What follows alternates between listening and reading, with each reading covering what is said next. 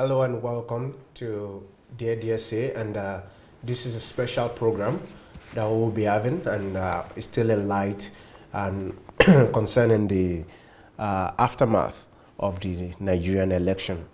And today we'll be talking about why God failed the Nigerian G.Os and prophets. My name is Bamisaye Victor, and I'm live from Kyiv in Ukraine. Kyiv is the capital city of Ukraine. And we'll be going through this topic today. We'll be discussing we'll be discussing in depth about this topic. You know, last week we had an overview of the Nigerian presidential election. And this week again, we'll be talking about why many of those prophecies failed and why God failed them. So as you're coming in, I would like to know that you are online. So you just say hello, say something, and I would see if I can connect with you now and see to say hello to you too. But as you're coming in, just say hello, greet us, and we here too will be waiting to greet you. So I would also like to remind you that we want you to be as interactive as possible. Share with us what you think. Give us your opinion, and in the course of the program, we would open the line up for calls, and we would very much like to take your calls and hear what you have to say about the topic today. All right, so I can see Royal Diadem, Njoka Bune, I can see Awono Siolua Toyin Nerakola Ole, Abiola Lojo, I can see Mofelo Olagbegi, I can see Overe Anthony, Christabel Cruz, Edwin Amimi, Fumilola Teller, Fred Vincent, Vicky Suleiman, Wale Cox, Sean O, and so many other people who are joining. So I want to welcome every one of you. I want to welcome you. I can also see that Chris Al has joined. I can see that Aloman Kelly has joined. All right, so while you're coming in, I want you to feel welcome, and please go ahead and share to your friends, to different groups that you may belong to, and to different fora that you can spread this, and let us have a very interesting conversation today. All right, so beside me I have my partner, my guest, my brother, my father, and my partner in this kingdom business. Crime. Yeah, no, the crime against the criminals. Well, you know. So who am I talking about? I'm talking about no other person than Dr. Sunday Adelaja. You're so much welcome today. My pleasure. Yeah. My pleasure. So I see today's topic is one that may excite you a bit, and also may interest a lot of people to know what do you think about it. And we're talking about why God failed the Nigerian G.Os and prophets. So is it God that failed them, or they failed themselves? Well,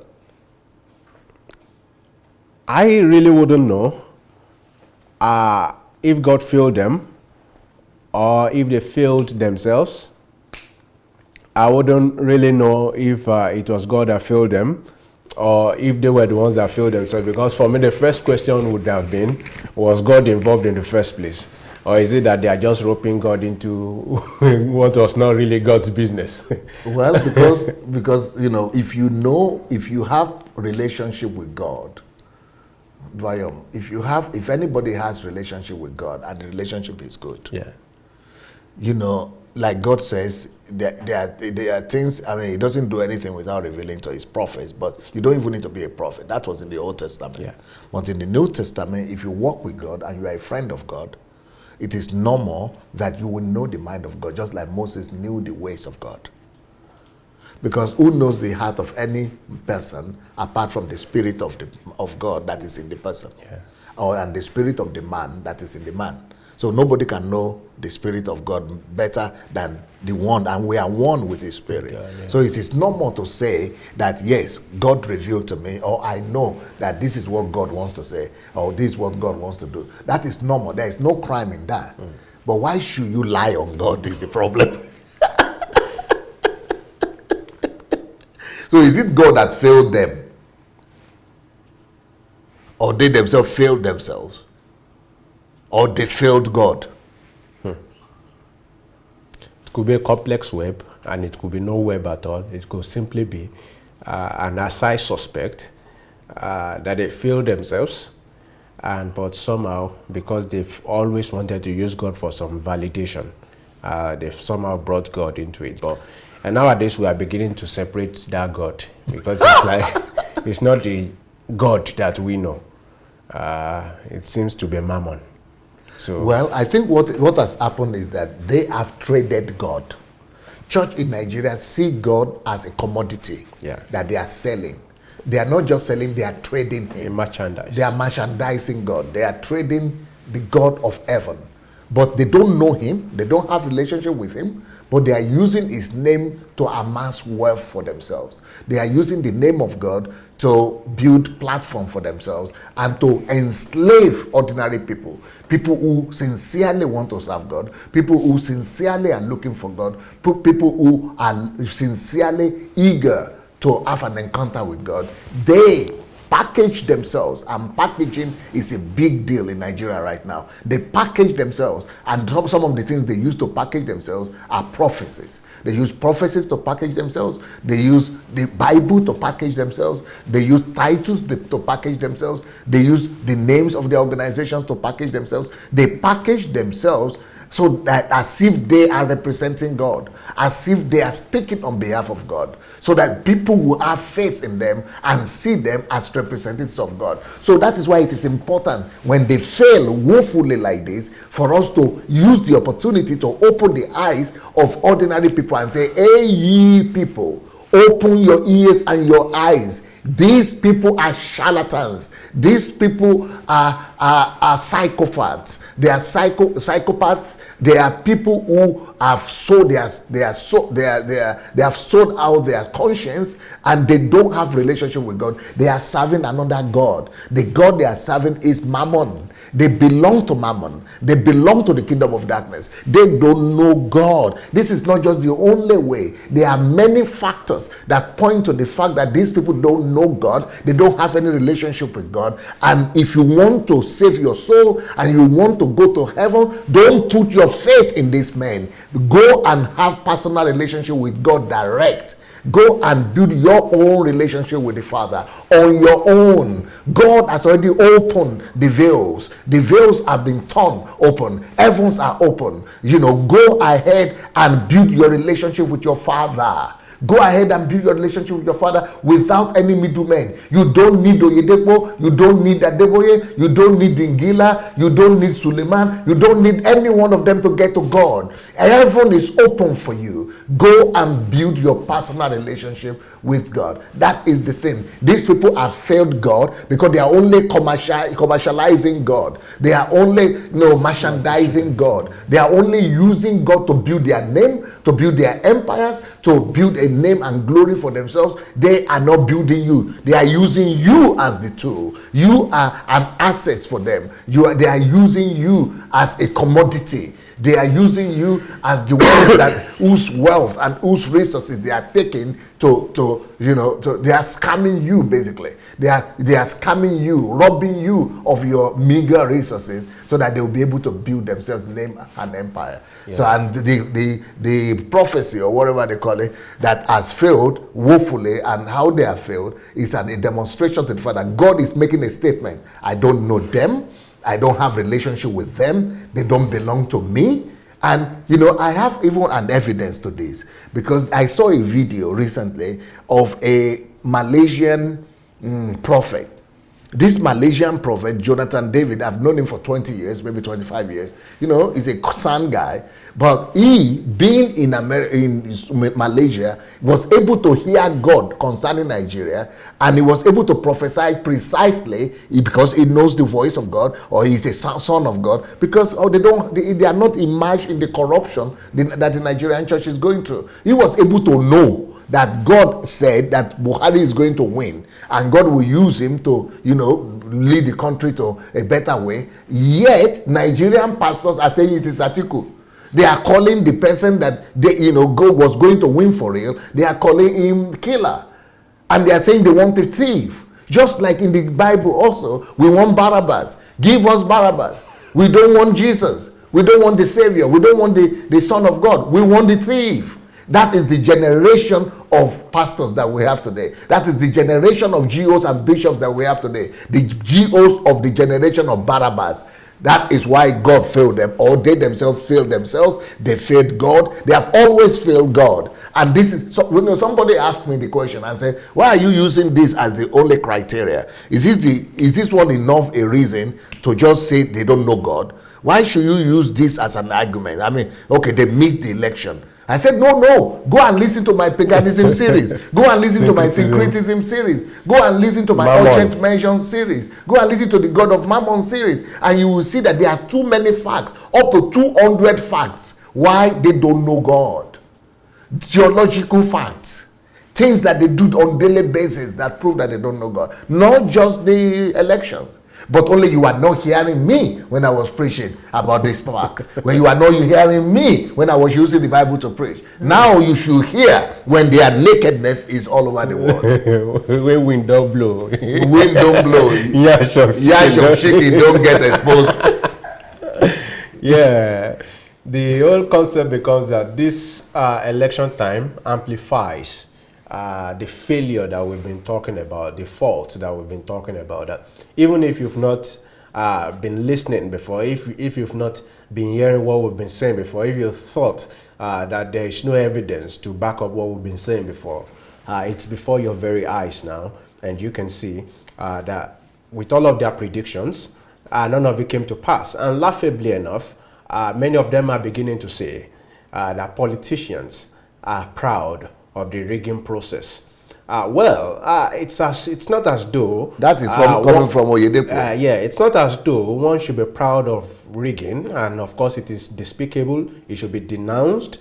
Of course, if you look at democracy world over, there are tendencies towards rigging, even in America. If you look at Stacey Brown, I think in the state of Georgia, and one other Kemp guy who was the Secretary of State and was also contesting for governor, with voter suppression, different ways by which politicians always try to have the advantage.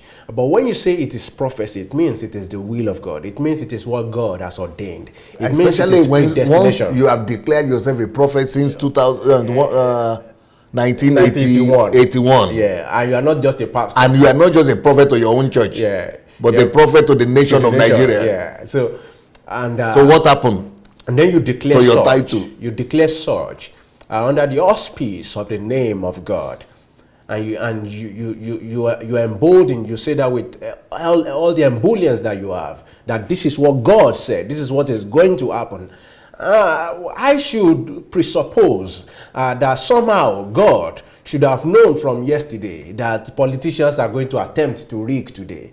I should presuppose that Scripture says that everything works together for the good of they that love God and are called according to his purpose. So if it is true that God had told you that this person was going to be president, it means he has been called according to God's purpose. So how be it that the machinations, the engineering, the rigmaroling and the rigging tabulations of men superimpose and overshadows the will of God? How be it? How could that possibly be the case? How could it be possible that the rigging of man suddenly now is more powerful than the will of God?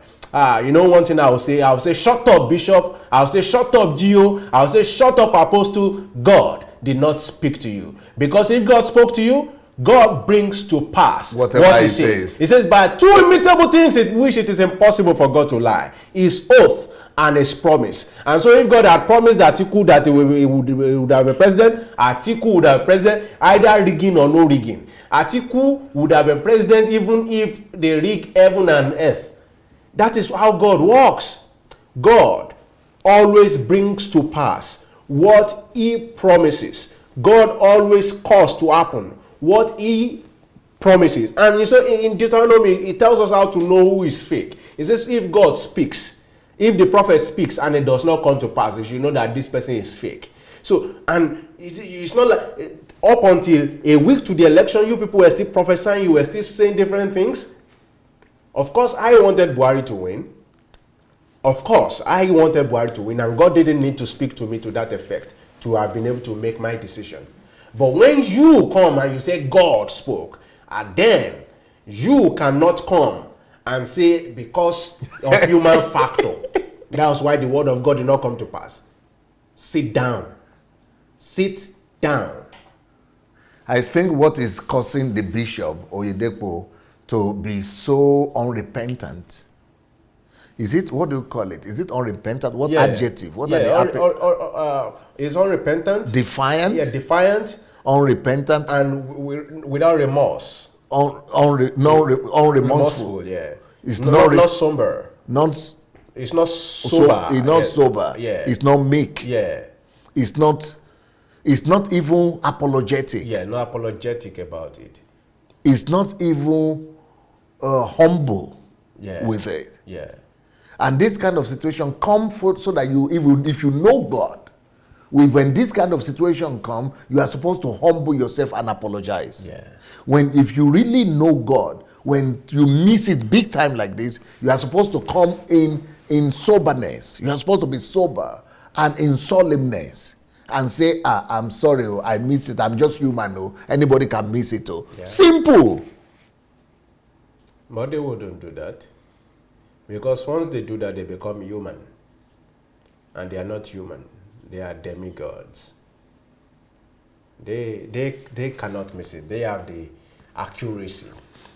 So the word has to be wrong. No, but what about when the whole world already know that they have missed it? No, we are yet to wake up. In their own world. So in his own world now, in his own mind, nobody knows anything. Nobody notices anything. No.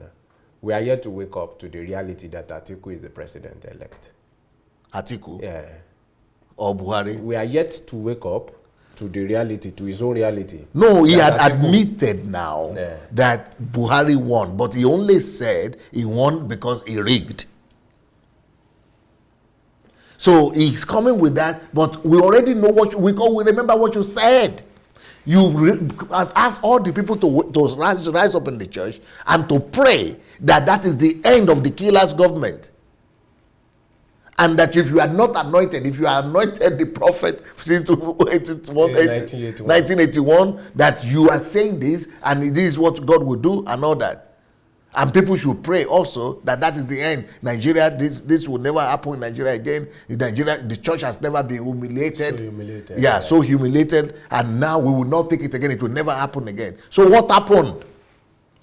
Why can't you come and say, well, I'm sorry. And they just come up and do as if people are just stupid. As if people don't deserve apology. They've been so used to that because this is not the first prophecy that they are given that came to naught. This is not the first prophecy, not the second prophecy that they are given and did not come to pass. So many times it's said of not just X-Men, but also of Boko Haram. Many prophecies is given in the past. This is your year of divine whatever, whatnot. And people are sitting in that congregation. Nothing happened last year. They will come this year again, nothing happens. Next, they are going to come and they keep waiting and waiting and waiting. And so they've been used to just pushing things under the carpet and moving over things as though it didn't happen. So for them, it's just normal. But the awakening that we are coming to now is to begin to demand accountability, to begin to demand responsibility from these people who speak in the name of God. And woe unto he who speaks when God hasn't. You cannot just come and speak in the name of God when God did not speak. Suleiman said, God told me to speak this thing. Yes. And I have spoken. A killer, a thief is better than a killer. I have spoken. Yeah. So when you go to vote, don't vote a killer. So God told me to say that. And then the next Sunday he said, okay, don't worry, don't kill yourself because of any politician, Jare. He's a confusionist. Just to pretend like he did say what he said last week. Well, don't kill yourself because of any politician. It will seem as though they do not rate the intelligence of their people, of the congregants.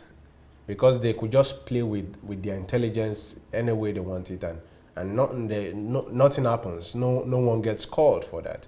Because if I were in that congregation, I would be asking, but why did you say what you said last week? Why did you say?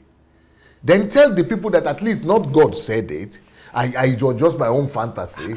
God didn't give me any instruction to come and say anything. And I think that's one thing most of them are missing. That nobody is challenging their own prerogative to have a choice. Yes. And nobody is saying you cannot support Atiku. We may question the reason why, of course, but you don't have to call the name of God to embolden, to bolster your choice. No, you don't have to do that. You could have a choice. You could choose Atiku. You don't have to bring God into this. You don't have to. But when God speaks, speak the word of God. When God does not speak, you keep quiet and say, this is my choice. Keep your mouth shut. Of what use is speaking, and it turned out to be a lie, and you just want to move on like everything is normal. Does that mean God is a liar? Let's see the video of the Malaysian guy who prophesied that Buhari was going to win, and Bezvuka. We're just going to see the video. You know, people can find it in the internet if they want, or on Facebook, on YouTube. His name is Inas Meste Production. His name is Jonathan David, or David Jonathan. This is the guy from Malaysia. I've known him for about 20 years now, but I didn't know him about this. I've not seen him for the past 15 years. I've not been in a relationship with him, but it's interesting that he is located in Malaysia, living in Malaysia, a Muslim country, is able to hear clearly who will win Nigeria election. But our own so-called big men of God can't hear. What does that tell me? That tells me that our so-called big men of God, they don't know God. They are men of mammon. They are not men of God. Not the God that we know in heaven. These people are the kind of people that you could say that he doesn't know Nigeria maybe so much. He's not a Nigerian, but he knows what he heard. Just like the Indian, there is another Indian prophet Sanjay or something like that, Sanju or so. So he also, knows what he's saying. But Nigerians that we call our big men of God, they are cut off from God. And the faster we know that, the better. They are serving mammon. If somebody in Malaysia, Muslim country, could know who will win Nigerian election, and Nigerian people who are the so-called, big men that have millions following them, miss the point and shoot off the mark like that, know that there is no Christianity in Nigeria. They have killed Christianity in Nigeria. What we have left is a remnant. Maybe we have a little bit of remnant, but the church has been betrayed, has been raped, and they have chased God out of the church. They have chased the Holy Ghost out of the church. They themselves have their own idols that they are serving now. They are serving God of Mammon. That is it. Yeah. Do you think people would like to hear what they say? Yeah, or it's okay. The election is over, but I'm just making the point. That how long is the video? Yeah, we don't have to. It's just okay, but the idea is that the guy got it right, and they missed the point. They missed the point. And for someone who is in a predominantly Muslim country, where probably it's not even so much allowed the freedom of practice to get it that much, and all of them, they put all their eggs in one basket, and they were all wrong. So we have to be able to decipher that something must be wrong somewhere. Something is wrong somewhere. Yeah, of course. There's no doubt that God speaks. We are not questioning the veritability of if prophecy exists or not. No, that's not the question. The question is not, does God speak in prophecy? God does speak in diverse manners, especially through Jesus Christ. Now, so it may be through prophecy, it may be through your dreams, it may be through your mind, it could be through nature. God could speak in various manners. To your spirit in any way. That's not the question. The question is God speaking to these so-called G.Os?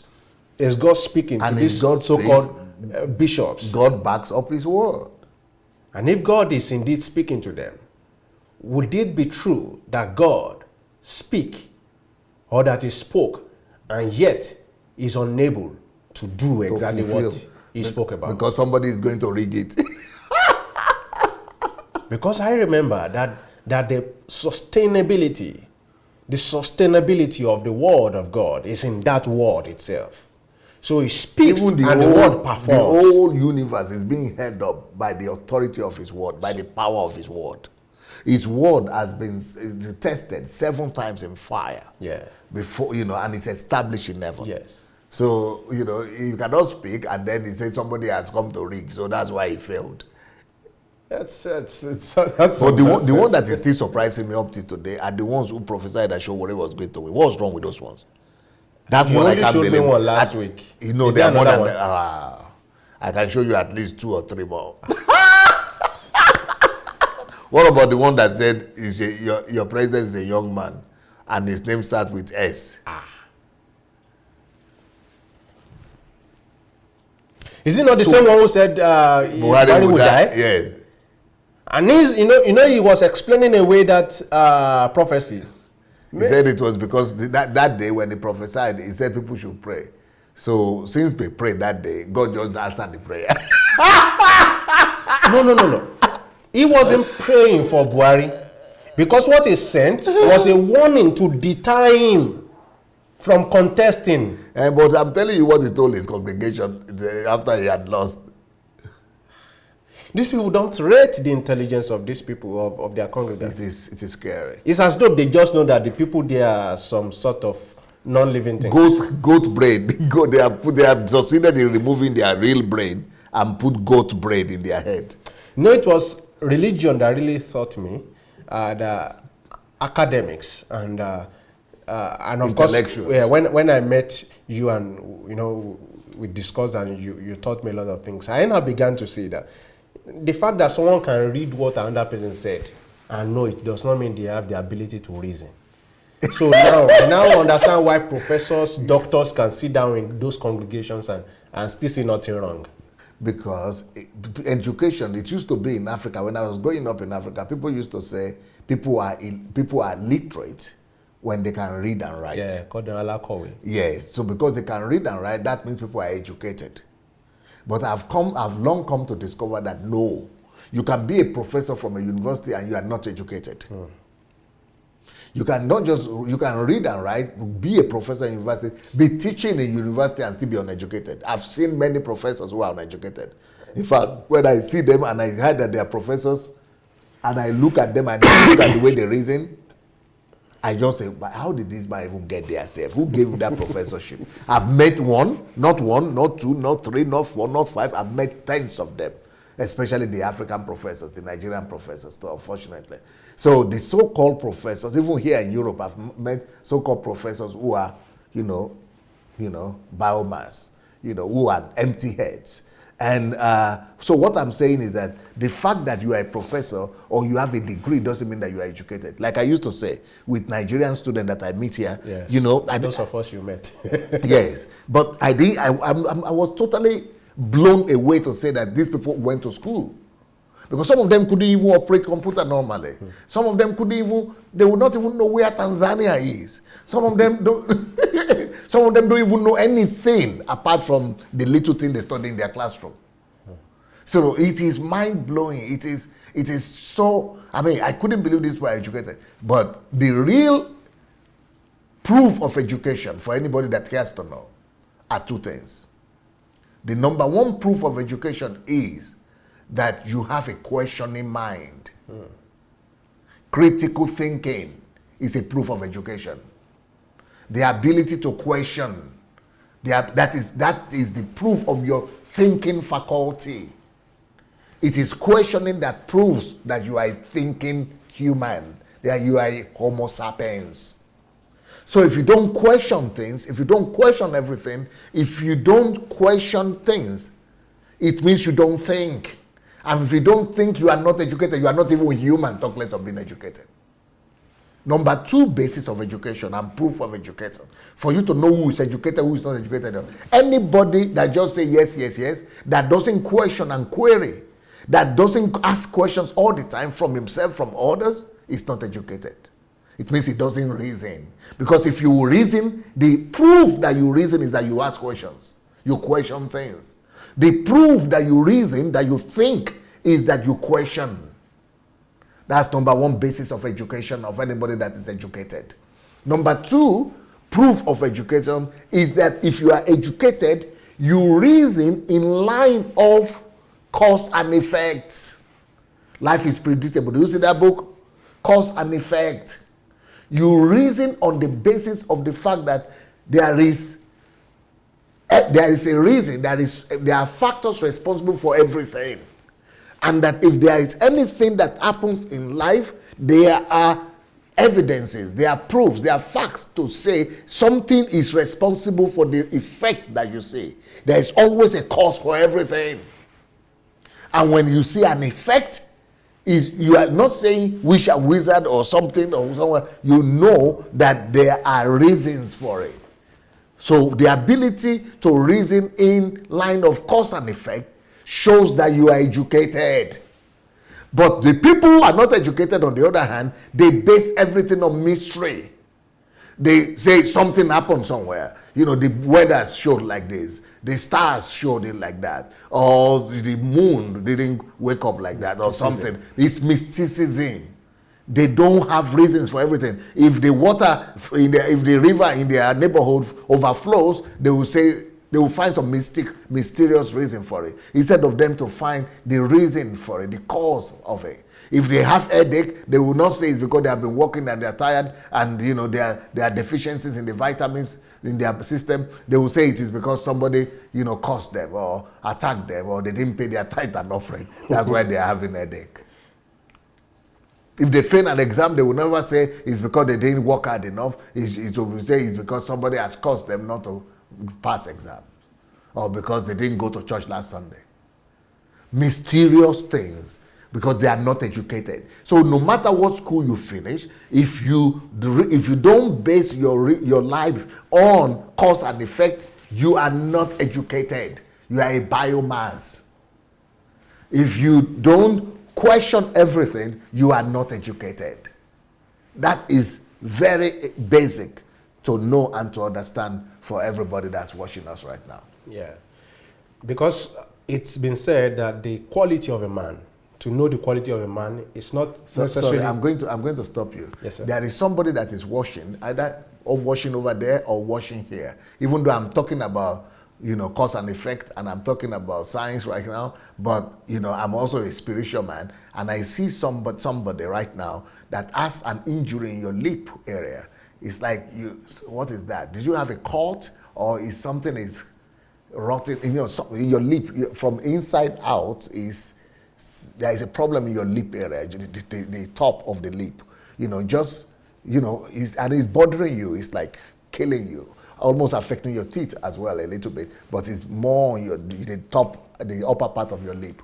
Receive your healing right now. God wants to heal that person. Sorry, go ahead. Yes, sir. So, the quality of a man is determined not necessarily by the answers he gives, not by the things he says, but by the questions he gets to ask. The question he gets to ask. And this questioning ability that you are talking about, sir, is being killed in churches. And so they just assume that ability is just going to, or the death of that ability is just going to stop in the church. No, it doesn't stop there. The fact that it's been killed in the church, it means it's been killed everywhere else. And that's why the average So it Nigerian, means the church is making people to become illiterate. Yes. And so they don't even know how to ask what is their right from the government. They don't know how to ask what is their right from their neighbor. They don't know how to ask what is their right from their working place. Or from their pastors, from their churches.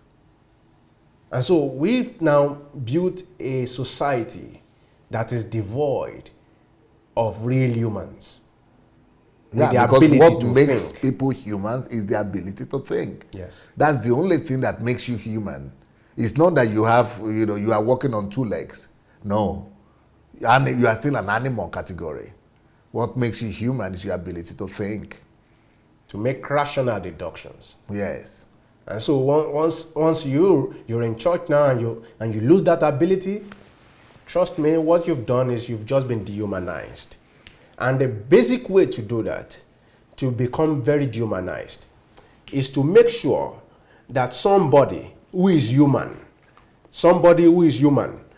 makes himself above you in terms of rank. So it means now that he is saying that I am a better person.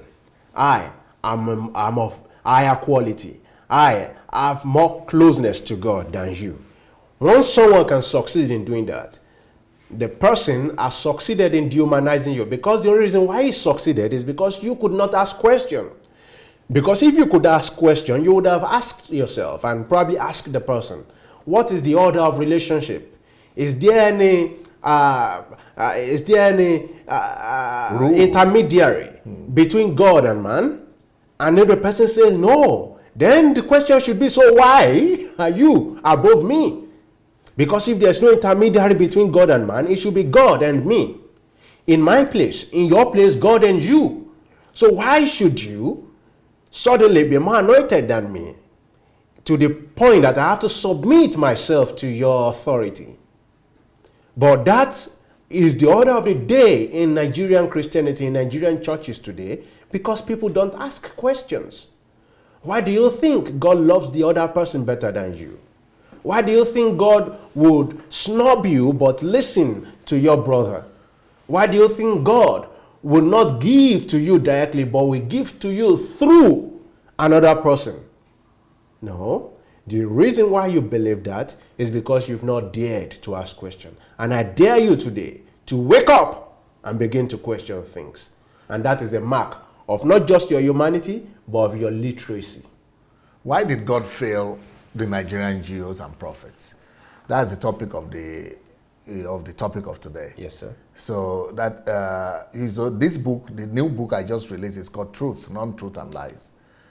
We're revealing truths about the state of Nigerian church today.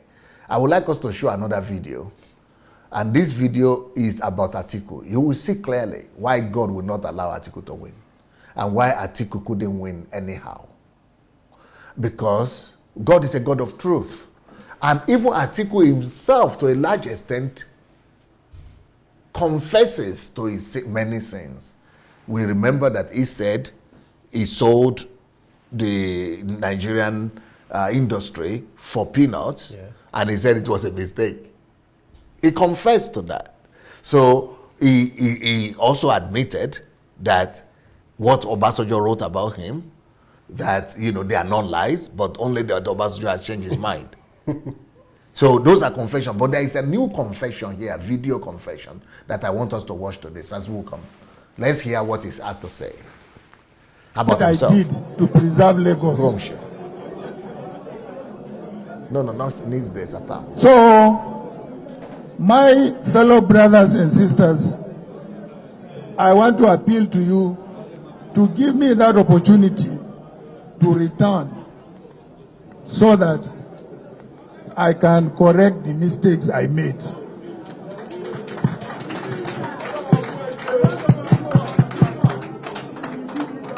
And that mistake brought us to where we are today. Today, we have the worst economy since the return of democracy in 1999. In fact, this government came... Okay, let's start again. Stop and start again from where you are. 2 minutes, Rovna. Let's hear that again.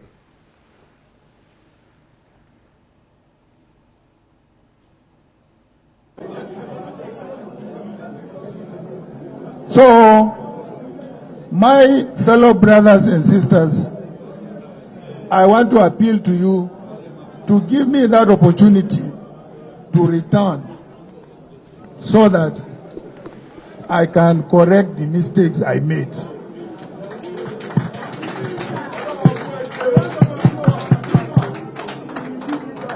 And that mistake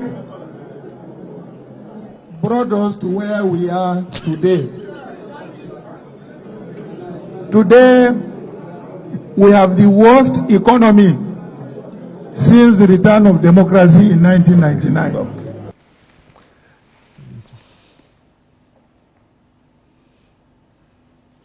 So he wants to come back to correct the mistake he made. And he admits that he made mistakes. And as a result of those mistakes, we are now where we are. where we are. Of course, if you want, you can believe him that we need to trust him with another term, despite bringing us to where we are right now. I remember a video that I watched one time that somebody took the wealth of your family, sold all the inheritance of your father and the destiny of you, his children, your father's children, and your father's great-grandchildren. He squandered all the wealth. And he said, you know what? You have made it in life, and you still have something in your own hand. And even though I'm the one who squandered everything that your dad ever worked for, but don't worry. Please forgive me for what I did.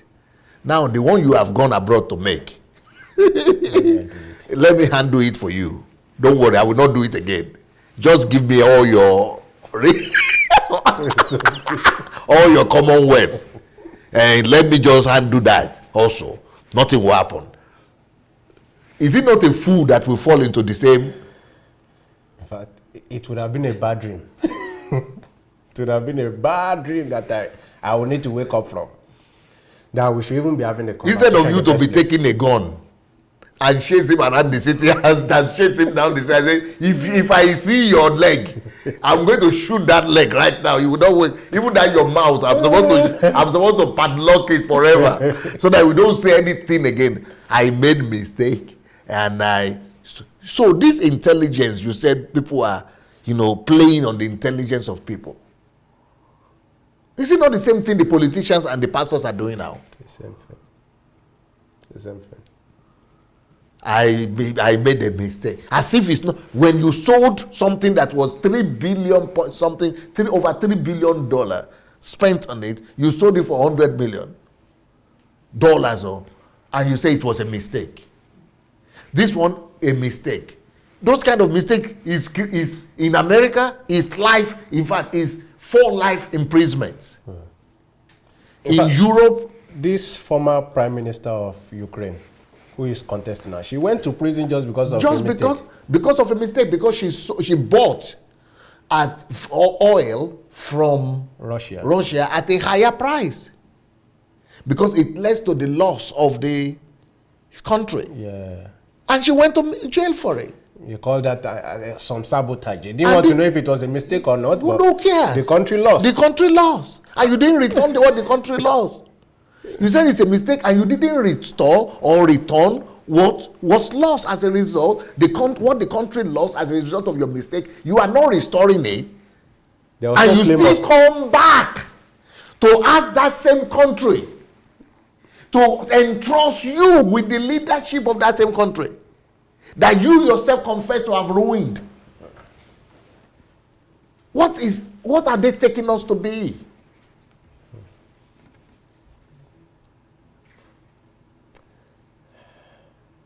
We don't care what the mistake was. That mistake, what mistake, but you admit it that it's your mistake, not my own. Your own mistake. It's your own mistake. Mm-hmm. And you admit it that this mistake, whatever it is, has brought Nigeria to where we are right now. So why should I trust you to come and repeat the same mistake again? And I already know what you want to do, because you say you will sell an NPC to your friends. You will pardon the looters. You will unblock all the accounts, all the treasuries that have been blocked, so that nobody will loot it. Now you will go and open it, treasury. These are the things you have in your plan. And some pastors who are pastors. Who are pastors? Pastors are the custodians of church of the Lord Jesus Christ here. And what is the church? Church is the foundation of truth. Where truth is established, founded. Foundation and pillar of the truth. The church is supposed to establish truth everywhere, politics everywhere, and uphold that truth in the society. Establish and uphold. Establish and uphold. Establish and uphold. And you are now, these same people, they even admit that they don't have anything to do with truth when they say, yes, it's a thief. But a thief is better than a killer. So you who is supposed to uphold the truth, you are now saying, no, I'm siding with the thief that comes to steal, kill, and destroy. No truth whatsoever. It means these pastors don't have any relationship with God. They don't know what church is about. They are using church for their gains, for their own glory, for amassing wealth, for merchandising. They are robbing poor people of their last penny to build themselves their own empire. That's what they are doing. They are hypnotizing, brainwashing our masses, making them not to think. That is why it's like God failed them. It is not God who failed them. They failed God first before they have failed prophecies. Yeah. I'll read out one of the quotes from Martin Luther King, and I would like you to comment on that in juxtaposition with or to what we've been talking about. So the church must be reminded that it is not the master or the servant of the state, but rather the conscience of the state. It must be the guide and the critic of the state, and never its tool. If the church does not recapture its prophetic zeal, it will become an irrelevant social club without moral or spiritual authority. We have already gotten there in Nigeria, and we have even passed it even right now. We are past that place because right now we have become congregations of robbers. And thieves, den of thieves and robbers. That is exactly what the pastors in Nigerian church. There is another pastor in Nigeria they call Kasali. Yeah, Yomi Kasali. Yomi Kasali. That Kasali guy had said it. And he said even the buildings they are all building, his colleagues and his friends are building, he said they are looted money. He's not even hiding it. He said they are looted money. These pastors know that it is the money that is meant for the roads. It is money that is meant for contracts that are signed that were not accomplished, that were not carried out. It is money that is taken from the coffers of the country that is being given to these churches, and they're using them to build their empires and their cathedrals, so that the politicians will be in good books with the pastors. So that is why God failed them and didn't answer their prayers. Well, maybe some people would like to call today. If you would like to call today, the way to do it is the normal way. Go to Facebook Messenger. And when you get to Facebook Messenger, look for Move Agents. Move Agents. And when you get to Move Agents, write to us that you'd like to call. Go to Facebook Messenger, look for Move Agents, and say you'd like to call. And when you call, we will then call you back. Yes, sir. And another part I want to talk about. You don't call, sorry. When you write that you would like to call, then we'll call you back. Yes. Another part I would like to talk about is the fact that life is predictable and that life is based on principles. Yes. And prophecy itself will not be needed if principles are followed. That's why you don't see prophecies in the West with the government or the people who are making it in America or in Europe. They don't even know there is anything they call prophecy. They just have projections on the basis of the principles that they believe they followed. Yeah. And those data analysis, those numbers, eventually show them what tactics and strategy they ought to use. Because statistics and numbers point to the truth, and they just follow the principles of truth. And in this also, one would want to say that, okay, for instance, those who were, you showed one last week, who were saying Showore would win. And Fela Droto himself who was saying that I'm sure I will win this election. And it's not if, but when. When but is when? When? I mean, he said on the 29th of May, I will be sworn in as the president. Is it deluded or is it just deceptive? I mean, how can people be so outrightly deceptive? I mean, just lying to people who trust you. What's wrong with these people in the name of politics? And you say you want to come and replace the ones that are there. Even Buhari doesn't even say that. He doesn't even talk like that. He said, I believe I will be the one, but if I don't, I will congratulate the winner. I mean, he's objective. He's real. He's a Muslim. He's not lying to people. I mean, look at that Mogalu that he was saying, oh, I'm going to win, I have everything. I told him, I tried to help him. You are not going to win because nobody knows you. He got so mad because it's about ego. Remember I was telling you that, but you are the pastor now. You are the one. He said, I am the one who don't believe. He said, I don't believe. Yeah, that you are the one who is meant to be telling him about faith. Yes. Yeah. I said, then tell me. So he started telling me that he will win, he has faith in God, God can do everything. I said, this one, God will go do harm. You don't even, I mean, there are some miracles God will not do. There is another guy that made a video about me. I think it's from Chicago or somewhere in America. He went and did a whole video that Sunday Adelaja doesn't believe in miracle, or Sunday Adelaja's God doesn't do miracle. Because I said, even if any miracle is going to happen in this election, no, it could be that Jonathan will not, Buhari will not win. That the other next miracle that will happen is that Atiku will win. But for a miracle to happen for Showore to win, it will never happen. For a miracle to happen for Mogalu to win, it will never happen. For a miracle to happen that if Fela will win, God will never do that kind of miracle. God is consistent. God has given us his principles so much that we don't need to fantasize and live in utter darkness like that, to be saying somebody who doesn't even have 1% rating will go and win where you need 90%. You know, at least if anybody is going to win, it will be somebody who has at least 40%, 30%, not the one that doesn't even have 1%. It's crazy.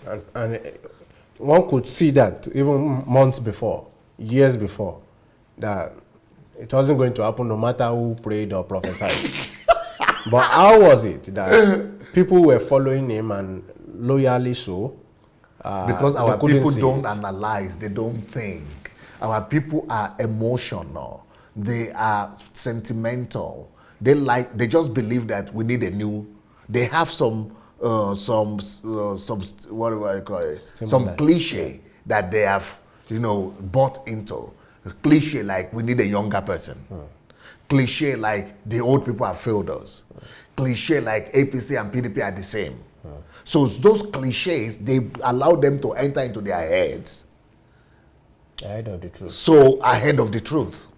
So now they base their position on those cliches. Rather than even if you don't want the truth, use your common sense.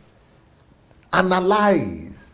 Use your common sense and but they believe all these people who are having big mouth. Because Showore is arguing with everybody and he seems to be eloquent and winning every argument. And people think we win the election by arguments. Let me surprise you. In Rivers State, court stopped the APC from fielding candidates. Yes. So just today, the APC now, they've backed the AAC. Governorship candidate of AAC. Okay. And I was waiting, and I'm still waiting to see that AAC will reject that backing, since they are the new generation. They are the ones who are new generation, and they are saying that PDP and APC are the same. They are evil. We will never have anything to do with them. Yeah, but they were celebrating because I celebrating. How can they celebrate? I saw the news on Sahara Reporter. No, it's not possible. Sahara Reporter is celebrating that APC has joined them. But is he not the one that want to replace APC? And that was the question I was asking the other day. What is the difference? That there is no difference between you and the old ones you say you are criticizing. No, but if they say they will support you today, would you reject it? You always ask that question. If some big wings from APC today will move over to this your new generation party, will you reject? So this is a proof. It didn't even take long. It didn't even take 2 years or 1 year. It didn't even take long. And someone was saying that. But how will you be supporting Buhari? How will you be, because you are saying it's lesser evil, you are supporting lesser evil. Don't you know you should be following kingdom principles? I say, no. Politics is about ideology, no doubt. So, but democracy is about numbers. And but why is it that they are rejoicing that this less evil is now part of them, and they are rejoicing about it? Because for them it's a big win now that they have a big APC. Backer. Yeah, APC. So why do they just support APC anyway? So truth is only good when it's convenient for them. What about the people who believed in Showore that it will never compromise with the old ones? So that's what I was waiting for all day, and I'm still waiting. What would they say? That they reject it. if they love the truth, if they are really people of truth, that they reject that Showore, you should never join with any of these. You should never accept their endorsement or anything. Because they make it begin to seem as though they are going to work with organic followership all through. And that's impossible in politics, just practically impossible. Even APC had to merge. Despite the influence they already had. But I'm not even saying they have to work with APC. That's not what I'm saying. I'm saying look for people who will lack minds and swallow your ego and work with them. But they couldn't do that. But now they've been endorsed and they're happy about that. Are you sure they accepted the candidate of the support of APC? I made a screenshot so that no, because there are a lot of people who say APC and PDP are the same party. Yeah, this is it. That they will never support any one of them. This is it. And it is even Amaechi himself who spoke. No, he declared support. Yeah, he's the one who spoke now. So, and it's from Sahara Reporters. So they are rejoicing that Amaechi is on their side now. So it means that this same Amaechi they used to say he was corrupt. They were even telling me, name one person who is okay. Is it Amaechi? And that same Amaechi is the one they have accepted now. And they are now rejoicing that he's supporting their candidate. Where is their principle? Where is their truthfulness? So at the end of the day, it's pure hypocrisy. Life is predictable. It works by principle. You either learn it or you don't. So you're either ignorant of the principles of life or you are just an hypocrite when you're talking against what is just the natural principle and order of life. In life and in politics, especially in democracy, it's a game of numbers. It doesn't matter how brilliant your ideas are. The question is how many people can you convince to follow you? So in politics is a contest of ideas, of course, but democracy is a contest of numbers. So it's not necessarily those who have the brightest ideas that win in the game of democracy. So once you don't learn that and you begin to victimize, demonize people who are in APC, PDP today, and I will tell you something. Even if PDP will change name tomorrow, sir, it will still be the people that are in it that will still be the major opposition for the next 15, 20 years. Of Nigeria history. Because even if you look at APC, sir, and I was speaking with a friend and we traced it down. And you see that they are the same stock of people. When you bring APC down, you see it was AC. That form part of AC, right? You break AC down, you see that it was AD. You take AD down, you see it was a former part of ANPP. When you break it down, you see SDP. When you break it down, you see, you get down to AG. Yeah, UPN. UPN. You see that these were parties that were morphing over time.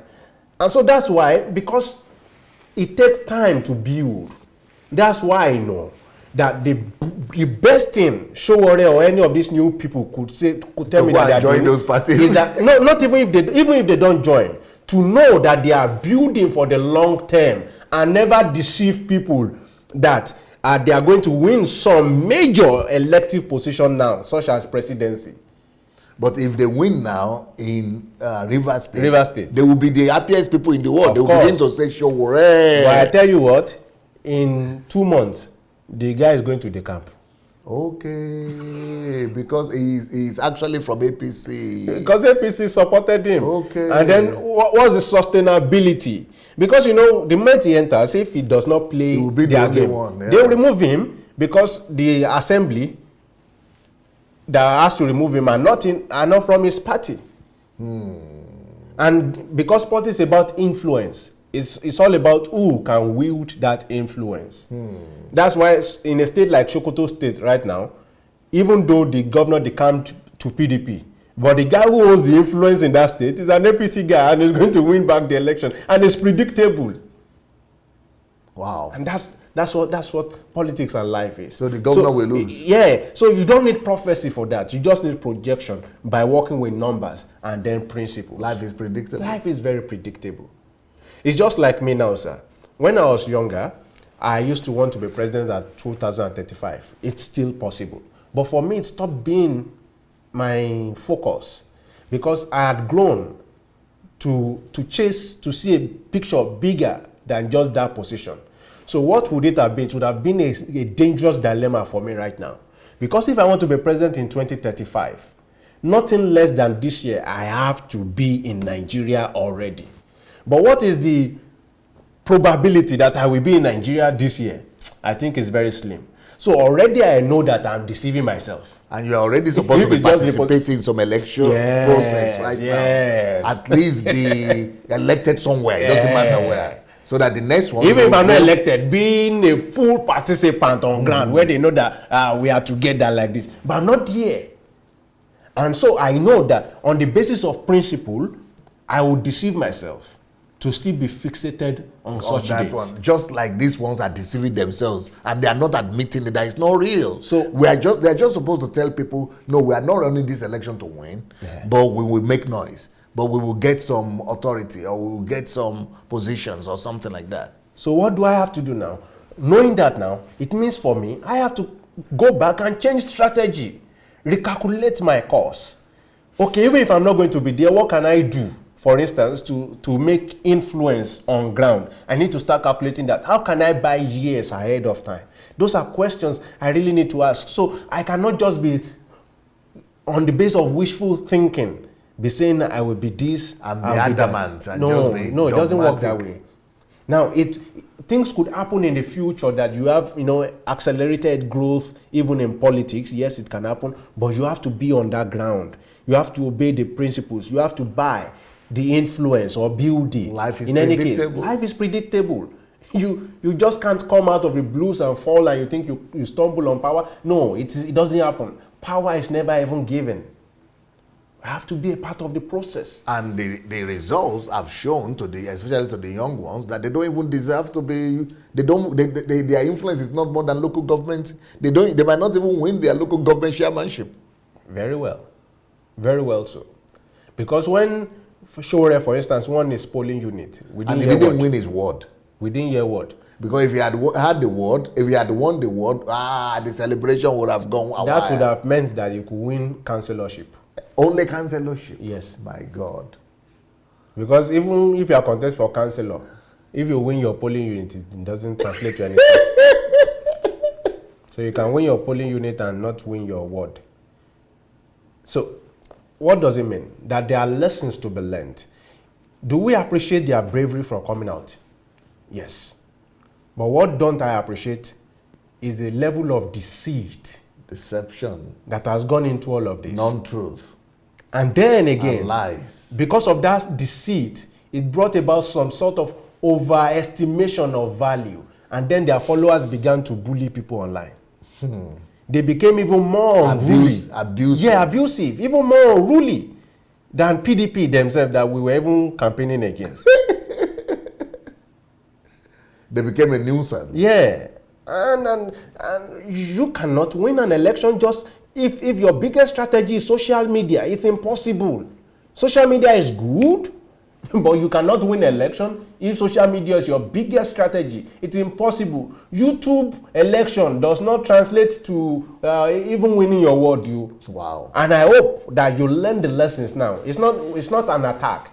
It's just that life is predictable and you have to learn the principles that guide and guard every aspect of life. Including politics. Yes. And so once you learn that, you would not need prophecy. So let me give you an example now. In 2007, the current governor of Ekiti State was contesting for governor. So what happened that year was a prophet, who I also know, told him that he was not going to win. That he should just go and see that it's not yet his time. So, but the guy did not listen. He went to contest. And so, he lost. So, upon losing, he now went to the court to challenge the victory. It took 3 years, but after 3 years, court declared that he was the duly elected governor. Now, imagine that he listened to the prophecy and did not contest. Who is the governor? Kayode Fayemi. One prophet, one white one like this in Kere was the one who told him that prophecy. But at the end of the day, because he followed principle rather than prophecy, in the course of 3 years, the prophet was being gloatful over his prophecy. But after 3 years, and the guy was He went declared back to winner. his village. So, principles always Override trump any sort of prophecy. Because even when God gives prophecy, it falls in line with principles. Yeah. So I think we have some calls. I want to find out if we have calls. Okay. Do we? All right. So I guess Okay. we'll take some calls. And how do you call in? Just write to us on Move Agents on Facebook Messenger and write, I would like to call. And then so we are going to give you a call. We do that so that there will be no interference while the calls are going on. So just write us on Move Agent on Facebook Messenger, and we are going to give you a call. So I guess we have a caller now. Hello? Okay, no, it's not here yet. Okay, not here yet. Yeah. So while they are trying to get the caller, I want to use the opportunity to announce that our next History Makers training is going to be on systems. And I didn't tell you this yet, Victor. Yes, sir. Some of these new generation parties already get in touch with me to help them, with building systems and structures. Yes, sir. So at least they now got it. Okay. But it is. That's what I'm going to be teaching on in April. I'm going to be teaching on how to build systems and how to build structures. So you can build system for your life. You can build system for attaining any goal and for resolving any problem, including political structures, including economic structures, including businesses. How do you build system that accomplishes goals automatically? And how do you build systems that resolve any problem?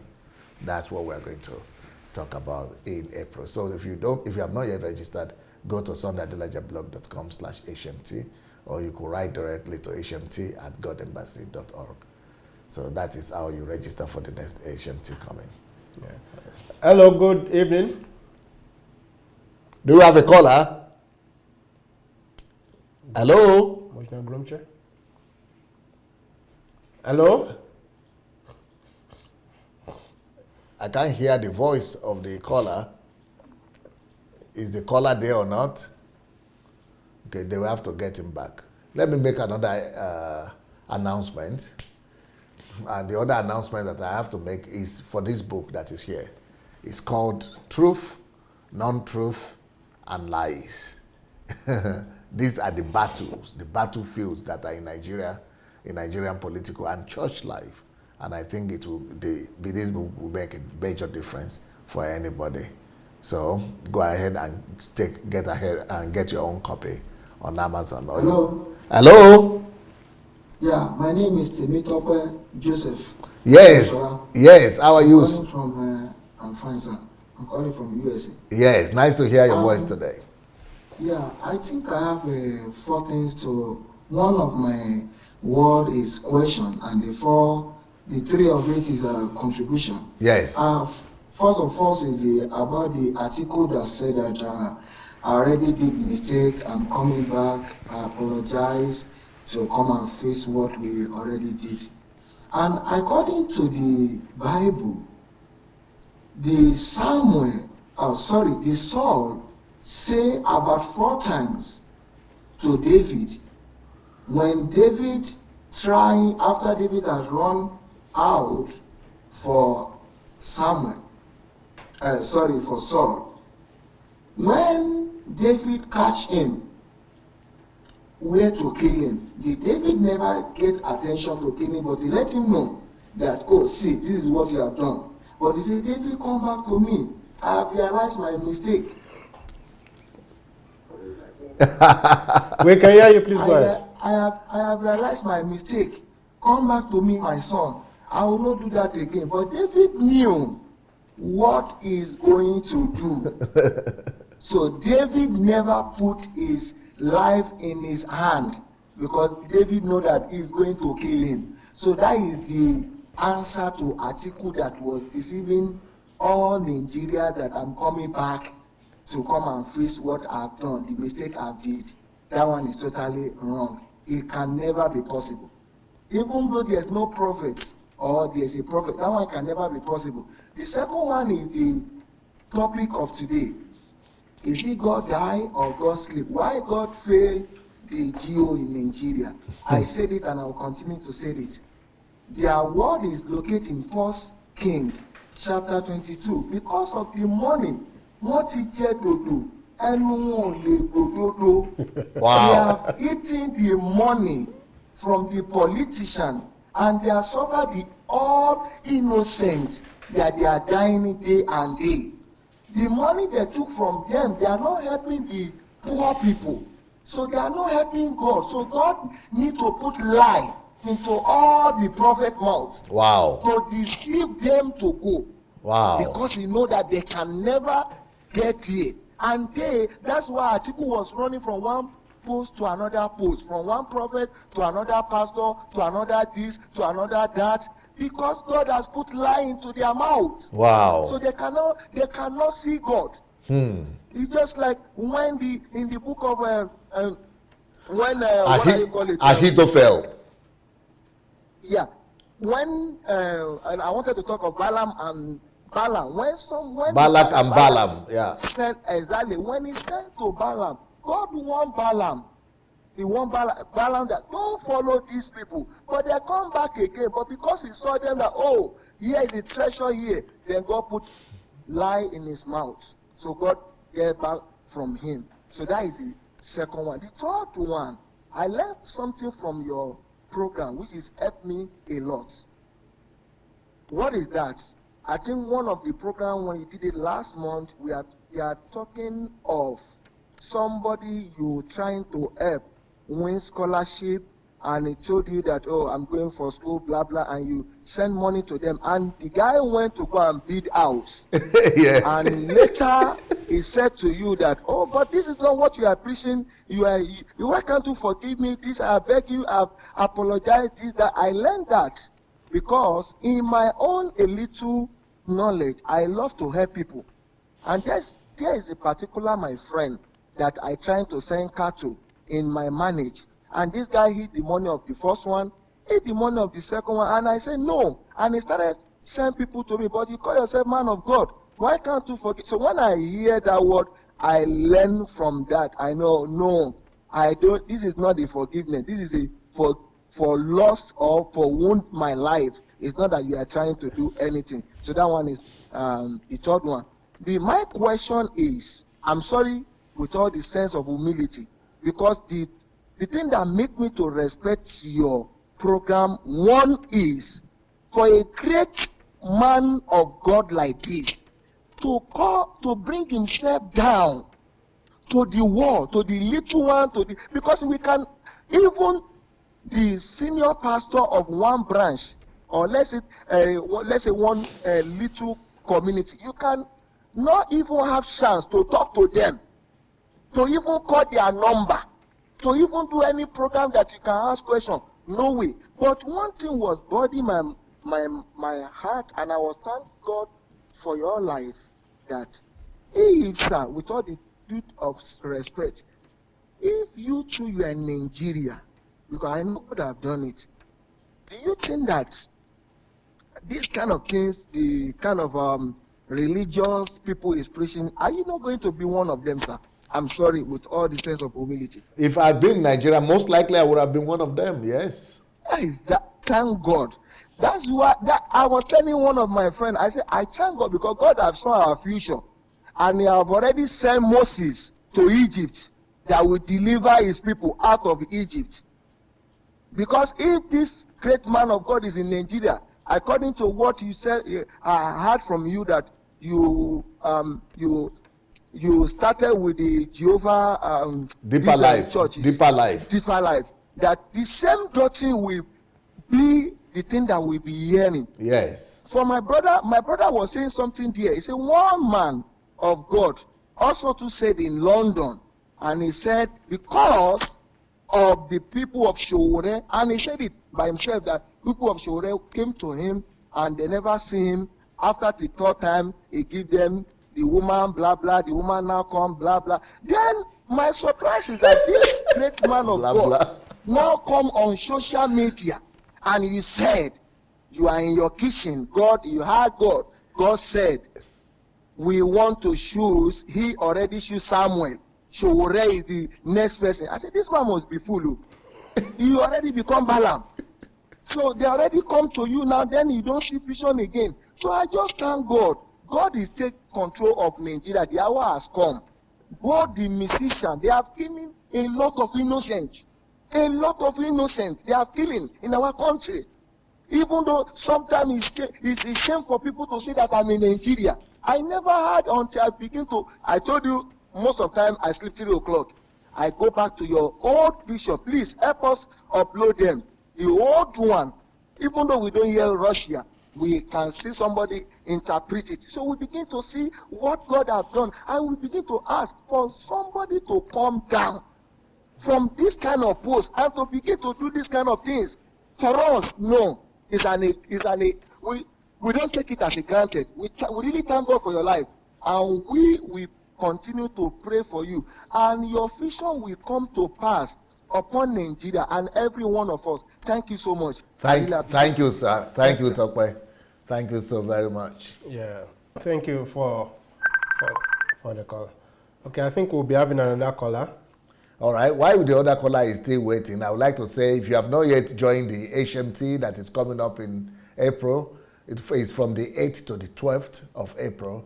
The way to join is to register is to go to sundayadelajablog.com/HMT. And if you want us to be sending our messages to you every day, you need to send your telephone to us or your WhatsApp number to us. Send it to our number. Our WhatsApp number is +38 098 596 3838. It's there on your screen. +38 098 596 3838. Now that telephone is not for calling, it's only where you send your contacts to, so that we will be sending messages to you. Okay. All right. Do we have another caller now? Yes, I think we have another caller, but they are still trying to get him. All right. So, hello. Yeah, good evening. Good evening. Who are we speaking to? I don't know what time it is where you are, but it's after 6 p.m. where I am. All right. Who is calling from where, sir? Yeah, my name is Babatunde. Yes. Calling from what country? England. England, okay. First of all, I would like to... there's one thing I appreciate in what you were doing, the courage and the boldness. Can you speak louder to your microphone so that we could hear you clearer? The courage and the boldness that you have, I so much respect it, sir. And I will say why I do. Not every pastor will do what you are doing. Okay. So for me, what you are doing goes a long way. Having said that, there are a few things I would like to say, and I would like to share a personal experience with you. Okay, sir. One of the issues with Nigeria is not the pastors, but our culture. Yes. We are coming from a culture where we are not given the opportunity to question people that are older than us, or to question someone that is in a place of position. Agree. That is one of the biggest things that has dragged us to where we are in religion. I don't see the other side of it until I get to Europe. Europe is a country where even if you are 80 years old, if you speak to a 1-year-old child, if the child doesn't agree with you, he will question you instantly. Why? The baby will question you instantly. Why? Whether you like it or not, the baby deserves an explanation from you, otherwise you won't have peace of mind. That doesn't happen in our culture. So I think our pastors decided to take advantage of that. Okay. They hold on to that and they started to enslave us. And you see, sometimes I was speaking to someone about 2 days ago. He said there is a committee in their church, and I think their pastor had an issue. The pastor had to move his stuff into the church. One way or the other, someone tampered with the pastor's property in the church, and the pastors called the committee. And this woman said, and I stood up to question the pastor, when you are putting your properties in the church storage, did you notify us? Wow. He said every other committee stood up. How dare you question the pastor? You don't need to question the pastor. But the pastor, if he doesn't want to be questioned, he shouldn't have called this meeting. Now, at that point, that was not the pastor's problem. It is we people that are the problem. We are the one causing the problem for ourselves. But the things you are doing now is one of the things that will liberate people, that will give people the confidence that, oh, I have a right. If this doesn't go well with me, I can question it. And people should get to a point where they eradicate fear in their life. Right. What will people say if I leave that church? Yep. What will happen if I leave that church? It is God that has the final say. It is not the people that have the final. It is not the pastors that have the final say. I've seen someone, we were talking and the person was saying, the pastor was saying, oh, you want to shut out the voice that will connect you to God out of your life because you are angry with your pastor. His voice is a SIM card. Well, I don't know. Maybe he's the one that is going to bring the network. Well, People need to be enlightened. Fine, fair enough, we respect pastor. There is a sticker that is very common. If women respect their husband the way they respect their pastor, so many marriages will not end, will not break up. Which is true. Yeah. So a lot, like what you were doing, I'm pretty sure so many people are learning from what you were doing. So many people are knowing, so I actually have a voice. There are so many churches. I don't want to go deep into it because a lot is happening, especially in this side of the world where we are. Wow. Thank you so much, Babatunde. Thank you so much. Blessings. Oh, wow. yeah. The culture is not helping, huh? Yeah, the culture has been there, but the whole essence of religion is that it superimposes on culture. Yeah. So religion would have corrected some of the mess that culture has always had. Because religion is coming in the name of God. Yes. Who is above everything, both culture and everything. And there's evidence to that. Europe, for instance, that he was speaking about is an evidence. The southern and the northern European hemispheres. I think it was the north that refused to. Well, Spain is Spain in the north or the south? South. South. Okay, yeah. The north went through Reformation Yes. and took all of the Christian ethics and teachings really, and their economy showed for it. The values of the people showed for it, but the south refused to do that. And they are still so much in a lot of Catholicism then. And you can see their backwardness Yeah, too. the backwardness of the society too. So I think if we have a caller, we could take on the calls now. So it means that religion in itself superimposes on culture. And a lot of the influence right now, of course, there's culture, but I think if religion taught opposite, then opposite could have been. Hello, who do we have? Yes, who is calling from where, sir? Hello, good day, DSA, good day, Dr. Victor. Yes, sir, good. Ubong from Boston. All right, sir. Who is calling? Ubong. Ubong. Yes, Ubong Yes. from Boston. Yes, sir. Yeah, so this is my first time calling, although I've watched your show for a long time now. But I just said, let me call today and just chip in one or two things. Yes, sir. First of all, sir, I want to thank you, you and everybody, Dr. Victor, Daddy Freeze, Maya White, all the truthers out there. God bless you all. It's a long time coming. Yeah. It's about time that Yeah. we had a sound doctrine. I believe that God took you out of the darkness for times like this. Because if you were in with us in this darkness, you were worried. All of us will enter, and all of us go through away like Titanic. If I don't be. Honestly. So I thank God that you were out so that God will now bring, so that from the out you can look into the darkness and now come with some light. So I'm so grateful to God for everything. So, sir, what I wanted to say is that these people, these so-called, these false prophets, God has already, everything is in the scripture. Everything has been told to us in the scripture, but people still don't. Why these people? I know, fine, culture is part of it, but another thing is that we Christians are lazy. Yeah. We Christians are very, very lazy, and these people know that we are lazy. Anybody can just walk up to the altar and the so-called their altar, that's a standing altar, and just say whatever they want to say and get away with it, because they know that nobody's going to go and research. You know, they know that nobody's to go and pick up the scripture and look at all these things. Wow. Deuteronomy is very clear. Deuteronomy 18, 20 to 22 speaks about the false prophet. God already told us that any man that comes up and says that I said this and that, it doesn't come to pass.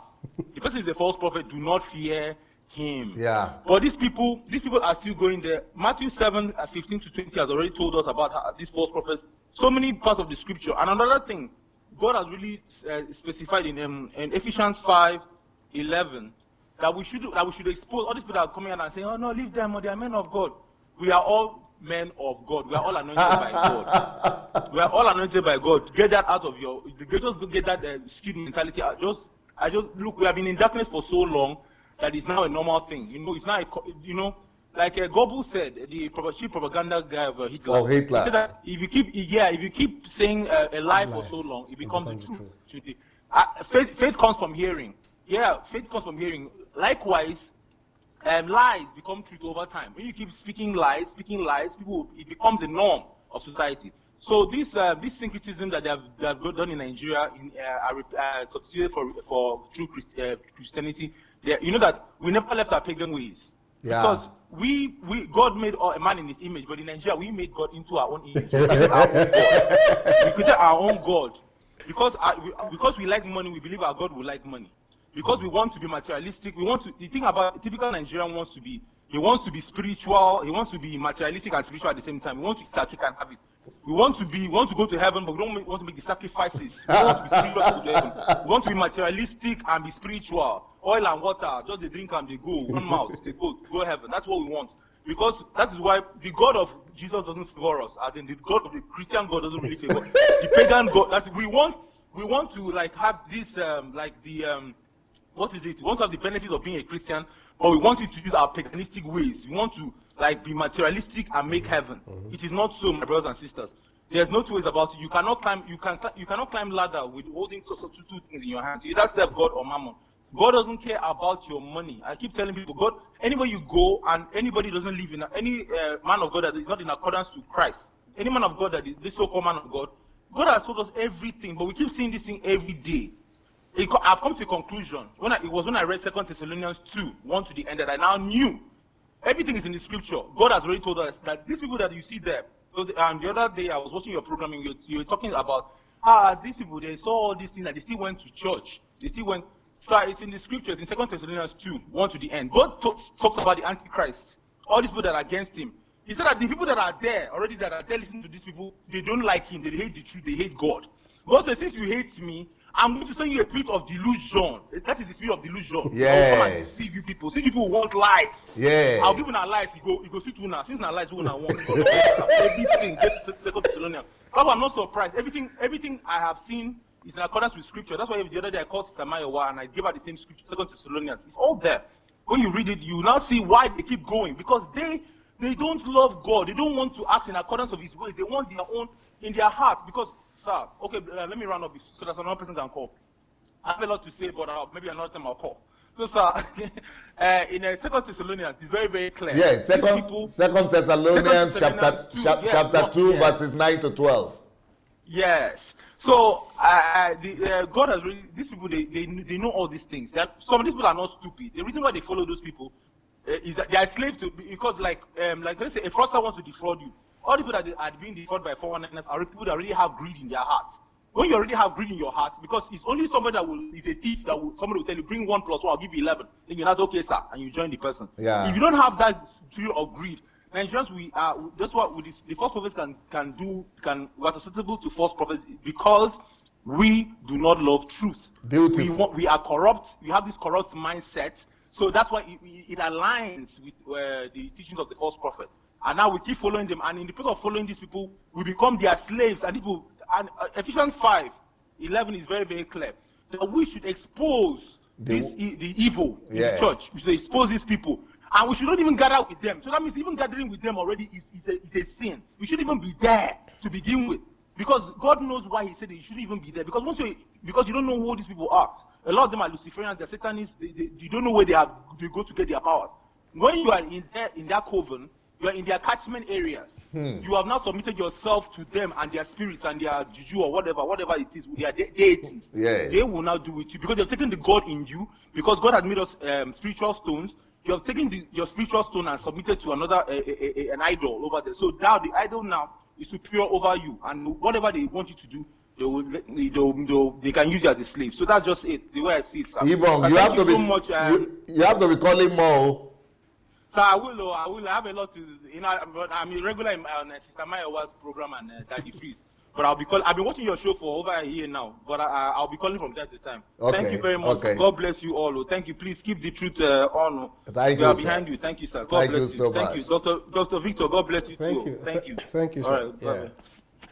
So, Bible says without faith, it's impossible to please God. Well, what he's saying is that we have turned it that without faith, it's impossible for God to please us.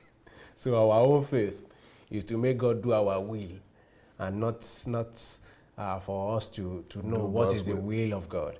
And of course, because God is not a man to lie, nor the Son of Man that he should repent, his will always come to pass. And so that's why these ones, they were failed, because God's will eventually came to pass. So it's not let thy will be done On earth. in heaven as we have already decided Yeah, on on it. earth, yeah. That is what our Nigerian people want to do. Yeah. They want God to put stamp Yes. on what they want, on their wishes So and we make desires. our wishes. So, for instance, they wish that Atiku enters, and so they will So stop God paying, has to. Yeah, they will stop paying some of the fees. I don't know if you saw a video of some pastors in Abuja who gathered together a day before the general election. No. Friday or a week before then, and before they postponed it. So they went and gathered in Abuja and buried. They said they were going to bury the ruling government, APC. That they are killing it, they are ending their rule in Nigeria, and they are putting an end to it and burying Buhari. Is that not fetish? Not even to That's Nigerian start Christianity. talking- Because if they are bringing salt together with them and sand together with them, That's like coconut now. coconut, yes. That's fetish in itself. That coconut pastor, you said it's fetish, but he's one of the most popular pastors in Nigeria now. And he's a collaborator and a partner with Olukoya. And the Jeremiah one too is also a graduate of Olukoya. That Olukoya brought fetishism or what? Fetishism. Fetishism and occult into Nigerian church. I keep on saying Hello? it. Hello? Hello, good evening, Pastor Sunday. Yes, sir. Who is calling from where, sir? Yeah, my name is Sunday, calling from UK. Teacher. What? Okay, you are my namesake, oh. Yes, sir. Yes, sir. This is my third time of calling anyway. All right. Yes, sir. Thank you so much, sir, for what you'll be doing, sir. Yes. And I pray True that growth. God will continue to strengthen you up, sir. Amen. Yeah, and I want to thank my brother beside you there. Dr. Victor, yes. Bamisaye. Thank you, sir. Victor, yeah. God bless you, bro. Thank You you. know what? There's two things that I want to say. First of all, concerning Atiku. Yes. Yeah, if truly Atiku has repented, he should use the money that he has stolen from Nigeria to start planting Mukano generator in every street in Nigeria. God Because bless the money you. the money that is supposed to use for the electricity, that's what he used to build the Mukano. Then he should be planting Mukano in every street in Nigeria and funding it too for about 4 years. I'm not surprised. That is number one. I'm not surprised that your name is Sunday. Intelligence runs in that name. I'm still coming back to that, sir. Thank you, sir. I appreciate that, sir. And secondly, then you should go back to all the government school in Nigeria. Let's just start from the primary school to the secondary school. Yes. I don't want to put the university. Let's use the primary and the secondary school. I did not ask him to start building a new structure right now. We already have the building. Then he should start repairing all the primary school in Nigeria and the secondary school, put them in order. Then we will now know that this man has already repented. Why didn't you tell me this thing before election? I When you showed the video just now, that's what just came into my mind. I said, okay, if truly, why don't wait till when you get to the presidency? You have the money You see? to fix Nigeria. Just keep fixing Nigeria now. Then people will now know that this man has repented. let's vote for him to come back again. Yes. But you are not doing anything, and you say you want to come and rule us again. You It's see? not possible. Even a blind person, somebody that could not see, if they tell him the story of Atiku, he will say, no, this man is not come back. That is the truth.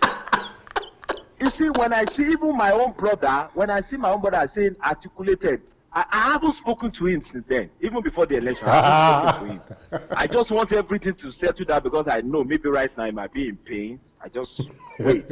So maybe in the next 2 weeks I will call him. I will ask, I will sit him down. I will discuss with him. How can you? Are you not in Nigeria? Don't you see what is going on? You see, Pastor Sunday, let me say this. I used to be like you when I was growing up. You see, when I look at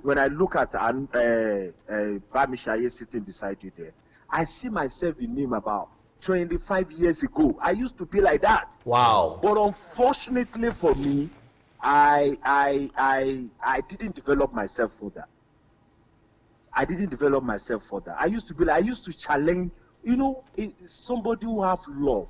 If you have love naturally inside of you, you always see problem around you. Yes. You always see things that is not normal around you. And I always challenge this thing back then. You're just bringing all the memory back to me now that, so I was actually doing the right thing then, even if I did not even have the backup or the fact. But I could see the problems around me. But my problem now, my challenge right now that, where am I going to start from? Because life start from my shoulders. Start from our shoulders. Honestly, you see, sometimes my wife will say, "This guy, what's wrong with you?" Because I'm questioning everything now. If I see somebody right now, I will see them that let's talk.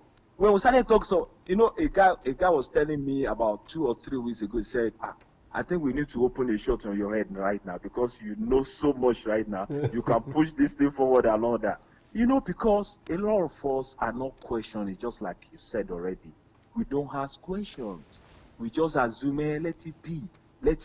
And things is being destroyed because of that. Thank you so much, Pastor Sunday. Thank you. I am starting. I'm not going to stop anymore. You have put a fire in me. You have opened my eyes. I can see right now. I can reason. I can analyze. I can check things around right now. And the more we need more people like you, the more there are many like us, the better for our country. The better, not necessarily speaking. That before the election, there was a guy who came to visit us, and we were actually discussing about Nigeria. I think he traveled to Nigeria before the election, and he came back and he was complaining about the problems in Nigeria. He actually wants, what's his name, Showore, to be the president. So I now told him, I said, Showore cannot be the president of Nigeria, my friend. Don't waste your time. Don't waste your time. This guy cannot be. He said, but Sunday, you don't know the problem that is happening in Nigeria. Their country, we need somebody like Showore. I said, Showore cannot win. I said, Showore is in Nigeria. The value system of Showore has not changed. So if Showore should go there right now, we're still going to face even more problem. But this guy didn't understand. He got to a stage.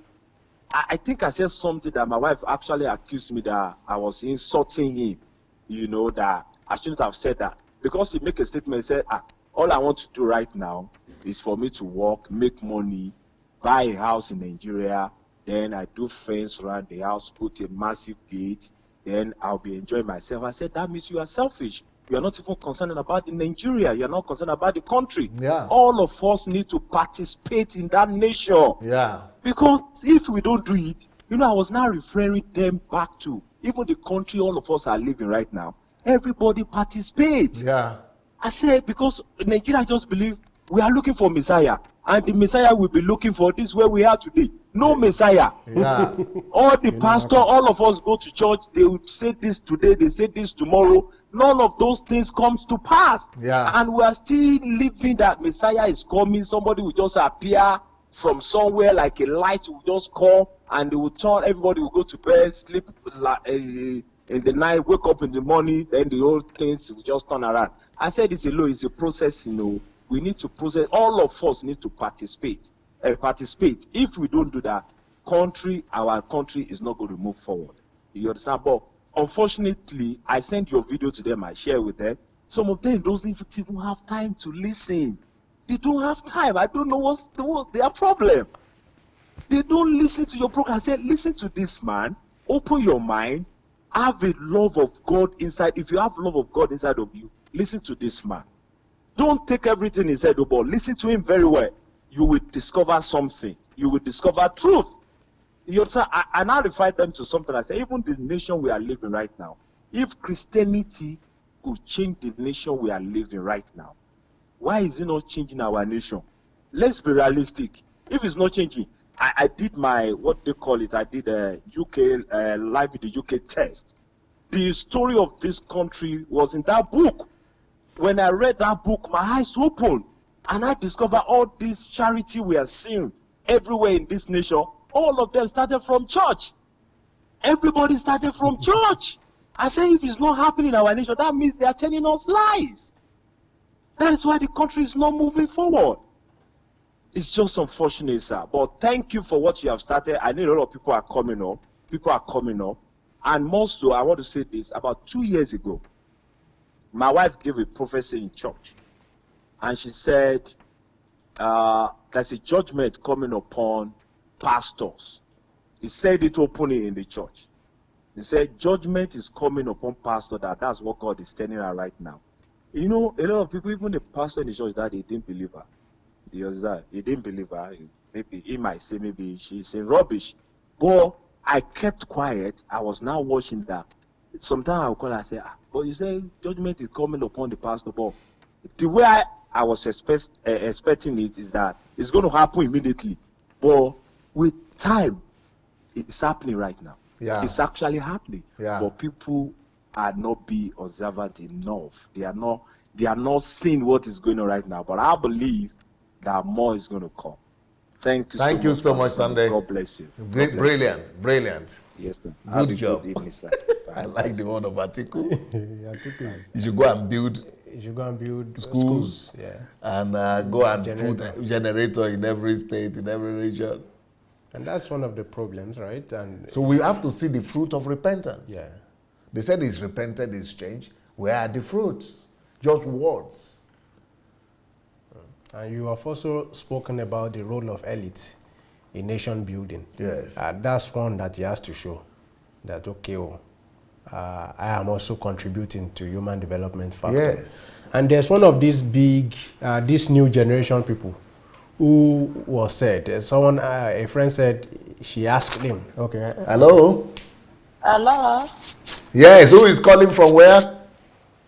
Angelina from America. Yes, how are you, Angelina? Oh, good. I just need to thank your program.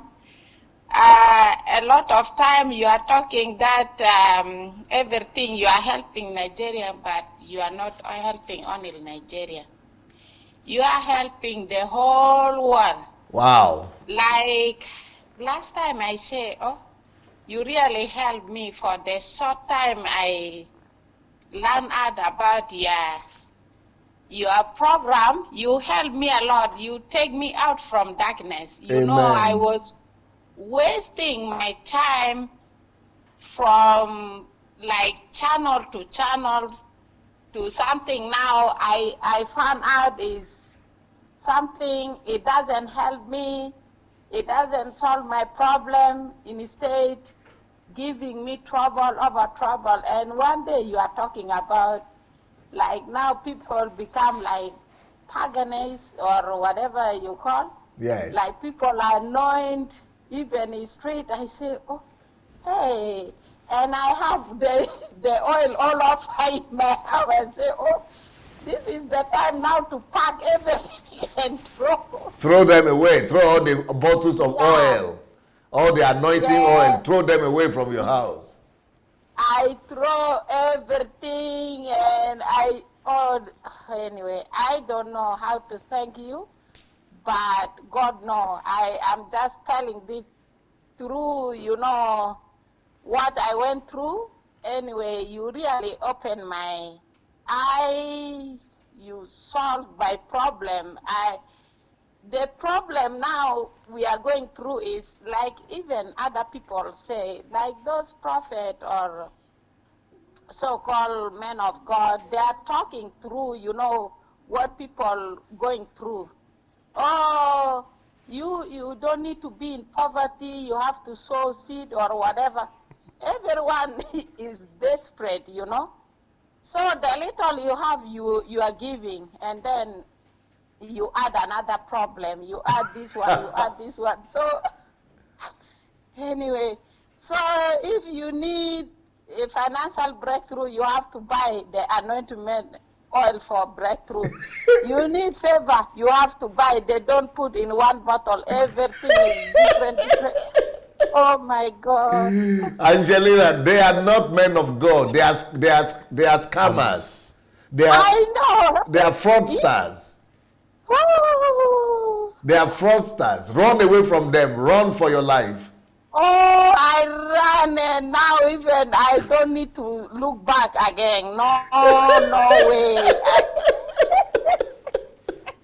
Oh, thank you very much. Yeah, but what I need to tell you is, don't talk, oh, this help Nigeria. What the program you are doing is helping the whole world, I tell you. Wow. The whole world, not Nigeria. Whatever going in Nigeria is all over the African country. Wow. African country is corrupt right now. Thank you so much. So instead, people will run to men of God. Now the men of God are the one now destroy us totally. Yes. Instead to help us, they destroy. Yes. Not only Nigeria, Pastor, the African as all. Wow. Now the way to get money is you have to be pastor. So, and I was telling, I said, oh, I need to go to school to become a pastor, because now this is the way to get money, not to help people, but to get money and to deceive, But anyway. Thank you so much. Thank you very much. Thank you, Angelina. Yeah, bye. Bye. Beautiful. That's why they say they are running a ministry. Running it. Yeah, so it's like running a company. Yeah, running some commission set up. They say we have so many callers today. We have so many callers? Yes. Wow. So let's just take the calls. Let's take the calls. I think many people have experienced these failed prophecies of that they are the one failing God, or God is failing them. It's just a bunch of deceivers and charlatans all over the place, and fraudsters. But God will always expose them, and that's what God is doing now. That's what God is doing. God is purifying. The one they call Iginla. A Sunday before, he was so much on fire. This government is rubbish. This one is. Then the next Sunday, he came back and just started another problem altogether. My family, my this, as if he didn't say anything last week. Hello, good evening. Who is calling from where? This is Samuel calling from Ogun State. Samuel, please speak louder into the microphone. I beg. I think he's calling from Nigeria. Yes, it's my boy from Ogun State. Yes. Okay, this is Samuel calling from Ogun State. Yes, I hear you now, Samuel. How is Agoiwe? Really fine. I graduated some weeks ago. Congratulations to you. Thank you very much, sir. Make sure you speak louder into your microphone. Speak directly into the speaker and louder. Okay, sir, I will do that, sir. All right, sir. As Dean Fit, I would appreciate you for what you are doing, sir. Yeah. Because I know that about 4 years ago, if someone said this would happen, the person would have been called an heretic. But then, because you have come out, it has helped us to even identify some people, the remnants who have been preaching the truth. There are some other men of God here in Nigeria too that are very sound and they are doing their best.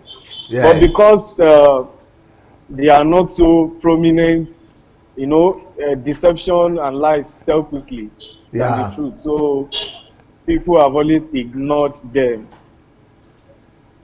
So some of the callers have contributed intelligently to some of our problems in Nigeria. I just want to add this to it, that our people cannot endure sound doctrine. Yeah. DSA doctrine is one of the bedrock of our issues. Right. You have said so in some of your books. You know, this is just a repetition, especially for people that have not encountered such truth. One of the things that people use to validate men of God in Nigeria is miracle. Outside miracle, nothing. People don't question the practices. People don't look at antecedents. People don't. They don't question anything, even the teaching, because you can't be a sound, a true man of God without knowing the truth about in the Word of God. Yeah. Some people just teach a junks, but when it comes to miracle time, they become the master performer. And guess what? They have the thousands in their churches. Wow. Some people don't even preach from the Bible, like this Apostle Suleiman. He just talks and he just talks like as if he's doing a reality show. I don't know. He just keeps talking about boyfriend, about Yahoo. I don't know. How does that build the faith of people up? How does that help them grow and mature? You know, it's even like the ignorance of the people is a benefit is a glory to the deceiving men of God. Yes. They So thrive. They thrive on the ignorance of the people. they thrive on the ignorance of people. So doctrine is one of the major, and that is part of the ignorance. You know, we have people don't know sound doctrine. People don't challenge. People don't know how to question truth. When you just give them a garbage, they follow it. You know, especially these miracle people. There were miracle workers in the time of the apostles. People were running miracles.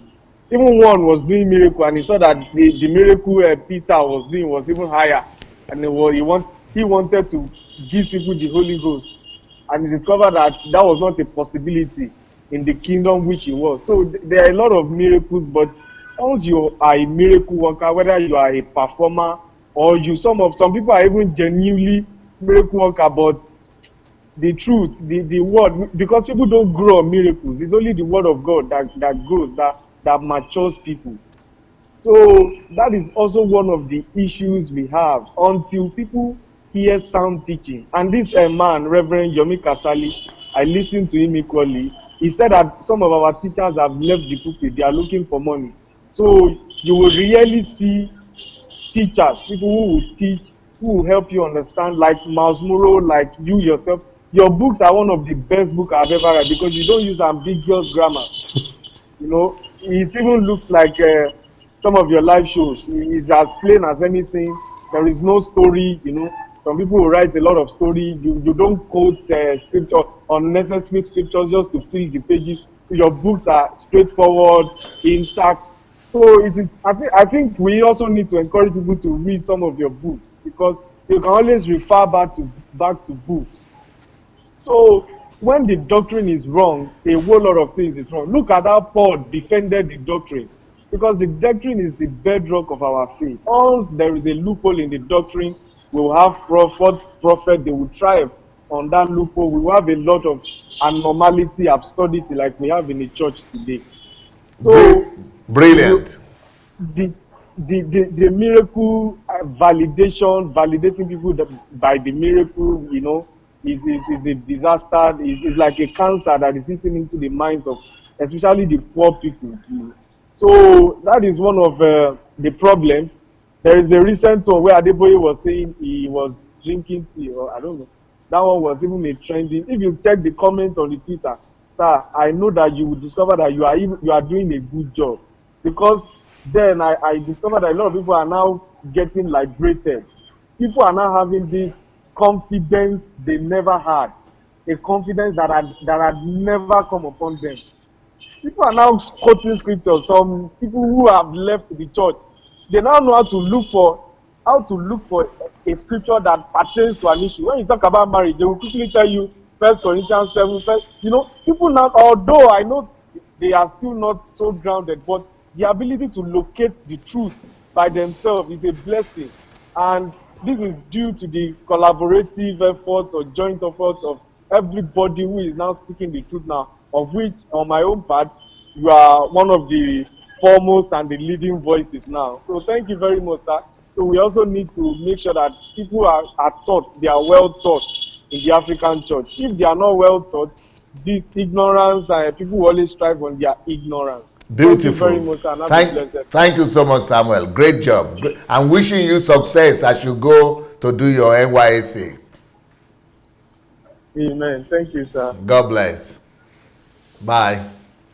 All right. Great contribution. Yeah. Did you see the tea drinking? It was louder so that they could hear you. The tea drinking, that the G.O said that he drank tea, God drank tea with him. Well, I think it was not just 3. I think it was talking about a whole breakfast, isn't it? A whole breakfast. But because only the size of the tea. Because me now, I'm going to load my own house with tea. I don't know who may visit. Well, you know, is it going to be breakfast also, or dinner or lunch? I just set the table. In those days, it was God that has to set table before David in the presence of his enemy. But now, you are going to set table for God. It's still part of what you are saying. God has to validate what you are doing, not what God is doing. Hello? Who do we have, please? Who is calling from where? Oh, I'm calling from United States, Philadelphia. Yes, who is calling? Who is calling, please? Oh, my name is Mohammed Mamadov. Mohammed, yes, nice to hear from you. Make sure you speak directly into the microphone. Your voice was loud enough in the beginning; it just disappeared now. Okay, is it better now? Yeah, yeah. No, much better now. Yeah. Yeah, I just wanted to thank you for your mission and your message that you carry and the work you do and your organization. I just wanted to have. It's more like a testimony that I had a big spiritual awakening when you were in Philadelphia about 10 years ago. Wow! Yes. I was at one of your meetings, events. Yes, correct. And that's when I actually really started exploring spiritual aspect of life and religion and everything.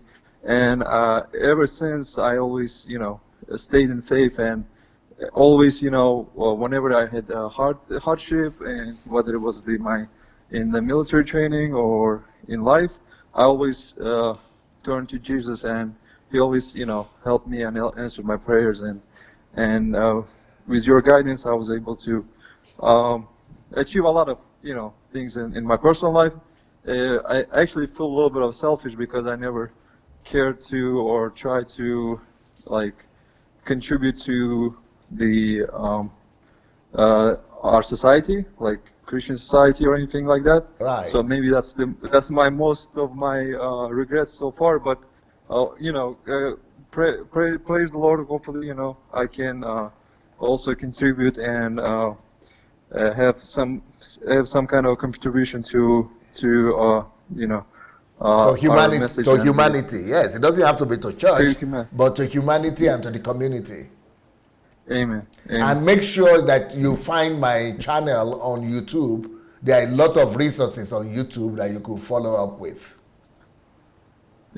Yes, indeed. Yeah, I did notice, and I will definitely subscribe and also you could get some of my books on Amazon. Actually, all my books on Amazon.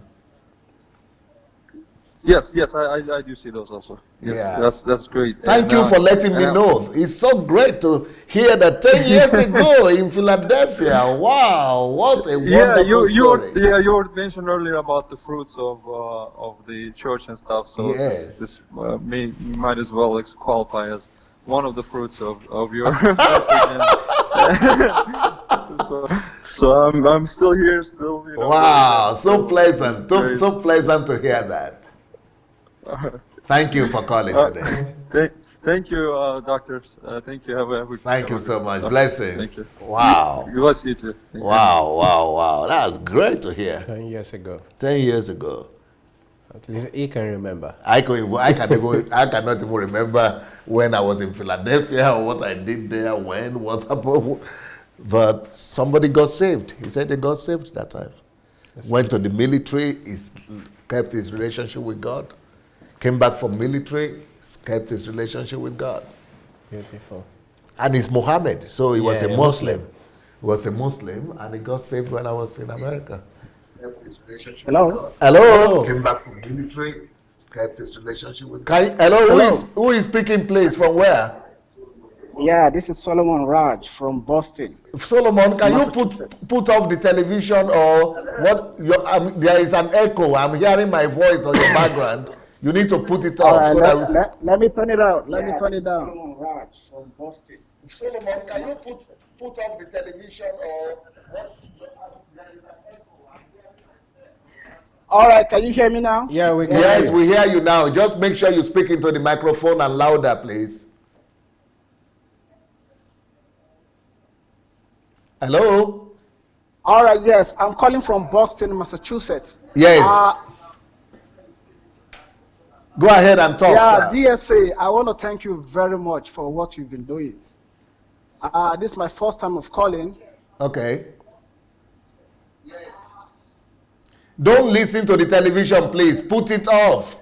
You need to talk to the microphone, to your telephone. All right. I said this is my first time of calling. Yes, go ahead and talk. We're hearing you. Massachusetts. Yes, we're hearing you. DSA, I want to thank you immensely for what you have been doing, because you've brought light to people. Wow. Like people like me. Yes. So I just want to ask you how exactly you felt during the Elijah challenge when you challenged the G.Os on political issues, that you were sure that Atiku was not going to win. Because that statement alone caused some of us like sickness. You understand? Because we were like, why are you going into this? And 3 days to the election, you stood on your feet again and said you are 100% sure that Atiku will not win, that he's going to lose. So I want to ask you, how did you feel after making that declaration? Did you ever think of, oh, what about if this thing didn't happen? Did you ever thought of that? No, sir. Solomon, I never even thought of it for a second. You know why? Because I know that the Nigerian G.Os, believe me, Solomon, believe what I'm going to tell you now. You know, nobody believes me, but I can provide 1,000 proofs that Nigerian G.Os, they don't know God.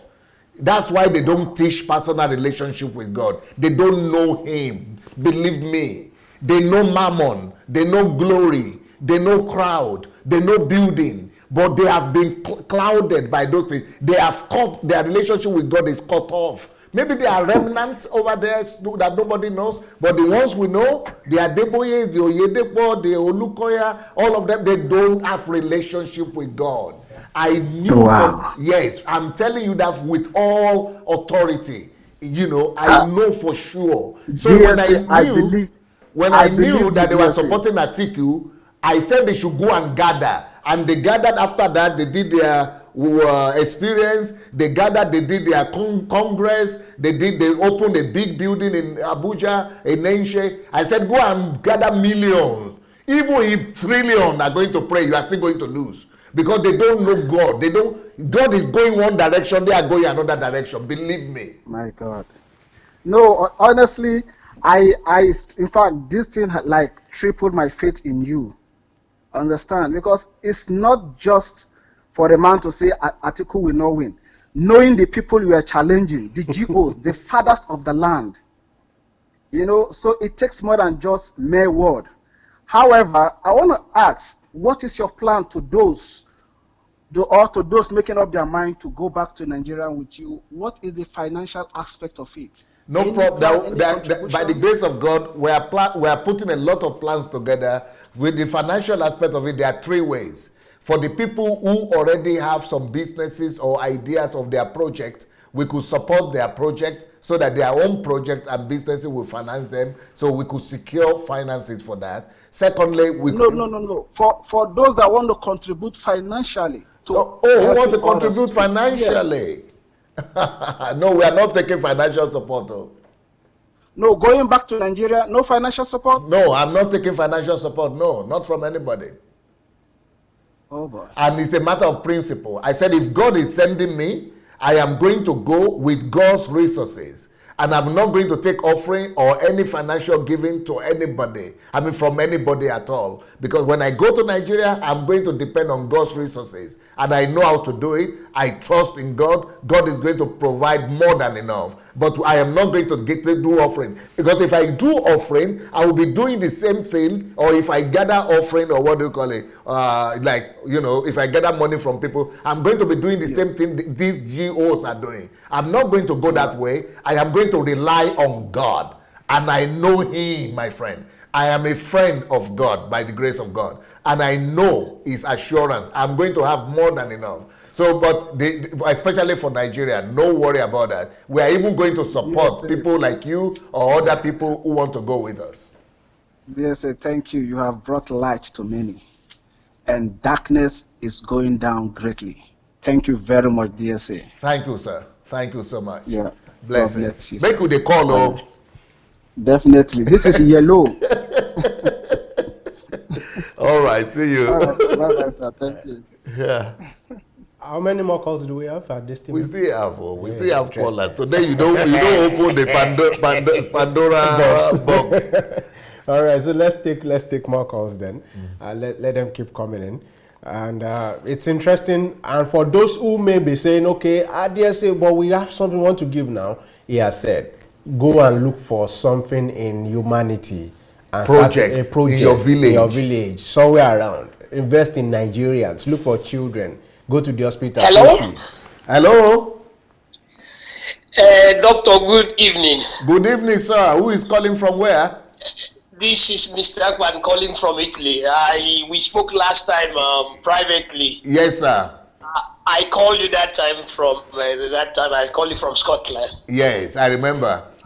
Exactly. I hope you are doing fine, the family and the church. Yes, thank God, though. That's good, sir. In fact, I am so happy. The other day, yesterday, I tried to contribute to your program before the line went off. Yes. But I'm happy that I'm speaking with you now. Now, I want to thank God for you and the young man there with you. Yes. I think he's also doing a very nice job there. In fact, most of the time we talk privately, but I like to come online here so that other people can also hear my contribution. Yes. It will help the program, because I want to thank God for you and immediately put this to you straight away that you have done it before in Ukraine. I think it's time you have to do it now in Nigeria. Okay? Yes, sir. I agree, sir. Exactly. Yeah. Exactly, because yesterday or the other day, you were talking about Showere and the other candidates that didn't do well. I think it's a lesson. Remember last month we were talking, I just shared the same idea that you have. I said, I don't think the guy is going anywhere because you can't win in an election without any structure, without anything. But I think we have to help anyone because like I'm sharing the same idea, the same thing you've been saying.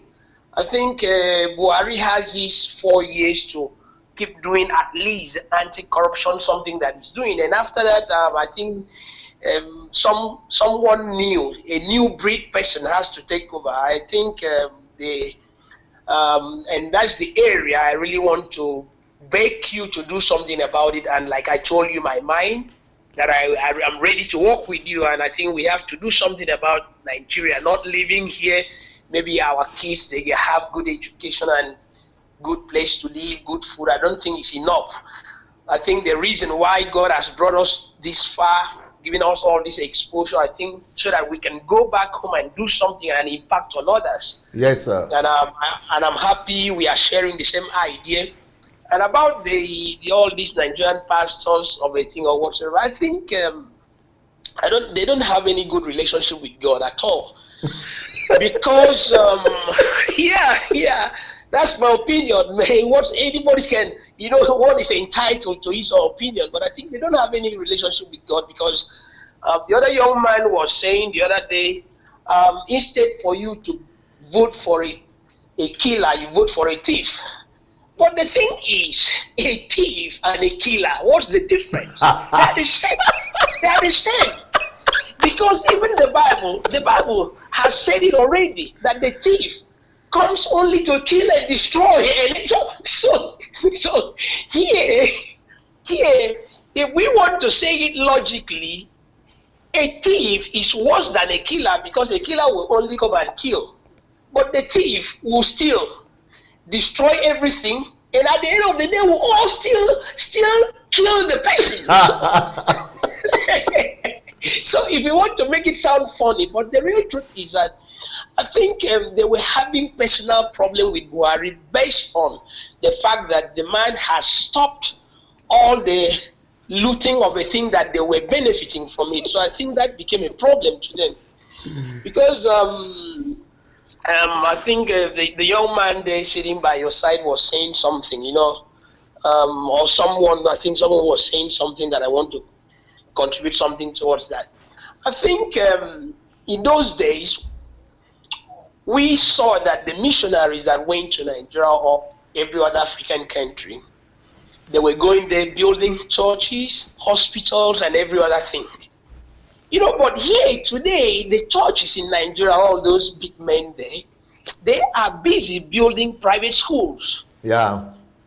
And instead of them building private schools and helping the poor, even the poor members, they are building private university schools that are very costly, that a common church member, his member, cannot afford to send his child to that school. Yeah. So at the end of the day, you are making money using the members' money, the tithe they are paying, building schools, and all still making money from them. So you see, the whole thing is funny. So what's the idea of God about the church? Wow. Even a common man that has never been to church will understand the idea of the foundation or the formation of the church was to use that platform to help the people. So that's why even when Jesus was preaching, at the end of the day, he realized that the people were so hungry. He said, please don't go, sit down, let me find something for you. Yes. So when the church cannot provide support to the people, I think there is a question mark somewhere. Yeah. So I don't think they have relationship with God, because if you have relationship with God, you start thinking like God and start doing the same thing God will do. Yes. And what's the idea of God towards humanity? To help. Yeah. And how can a man of God will be so happy that he is living very well? The other one was saying, I bought a house a little lower than 100 million in the United States, and my kids are living well. They are going to the best school. But what about the kids of your church members who are struggling? Struggling with the bad education system that we have in Nigeria. You are happy to tell them that, but the problem here is not about them. It's also about the members. Yeah. Because here, even when somebody doesn't need to tell you, Pastor, you know what I want to say. The Bible says that there was a man by the name of Ahithophel. He wasn't a born again, but the Bible says he had wisdom, that the advice from this man was just like you hearing it from God. It means that when God made man, he has given man wisdom and intelligence that you can, even without receiving the Spirit of God, at least you can have some kind of intelligence that you can know certain things that are good and that are not good. So you can't keep going to the church, keep giving somebody money, and it's taking advantage of you people. It has to come to a point. You need to realize this. So what I still want to say, so that I need to run up so that maybe some other person is there, is that what you have started is a challenge that you don't need to give up. Yes. And we have to drive this thing to the very good end. Taking it back to Nigeria, trying to change the place with the good ideas and exposure and the ideas that we have here. Because all those great people, because I read so much about history and the biography of great leaders. Because like Kwame Nkrumah, Nnamdi Azikiwe, Banda, and the rest of them that actually studied overseas, if they had finished studying and they stayed back, I think they wouldn't have been able to get those, independence for different African countries. So after being here for many years, I think it is the purpose of God that we need to get back there. Beautiful. Do something about that country. And not about, someone was asking you, do you need money to, you say, no, I love what you say. It's not about money here, it's about determination. Yeah. It's about going back there and let people understand why things must change. And it will be, because I'm sorry to say this, please, if nobody has ever told you this, let me say it. Okay. Please, don't let this idea just be a thing that we keep talking online like this. Yes. Let it be that this thing has to come to a point of fulfillment. Yes. And let us not waste so much time, because we need to start be talking about walking towards 2023. Yeah. In the sense that what we are looking at 2023, we must start it now. Because there are some young, intelligent people that can take care of situation of that country. But if there is no structure on ground, and if people are not educated what they have to do towards 2023, I think it will be too late. We don't want to do the same thing Showore was doing. Maybe he's so intelligent, he has the idea, but you don't jump into presidency just 6 months to the election and say, I want to win. It can't work. Yeah. Since you have done it before, the same grace of God is upon you. I think you can do it in Nigeria too. So, Doctor, let me stop there. Yes, thank you so very much. Thank you so much. We have a lot of callers. You are right. Talk to you later. Right. Keep in touch. Take care. Keep in touch. All right. Thank you. Okay. Blessings. Bye. Bye. Okay. Right. So we are calling upon all of you that are still with us, that you should go ahead and share the message.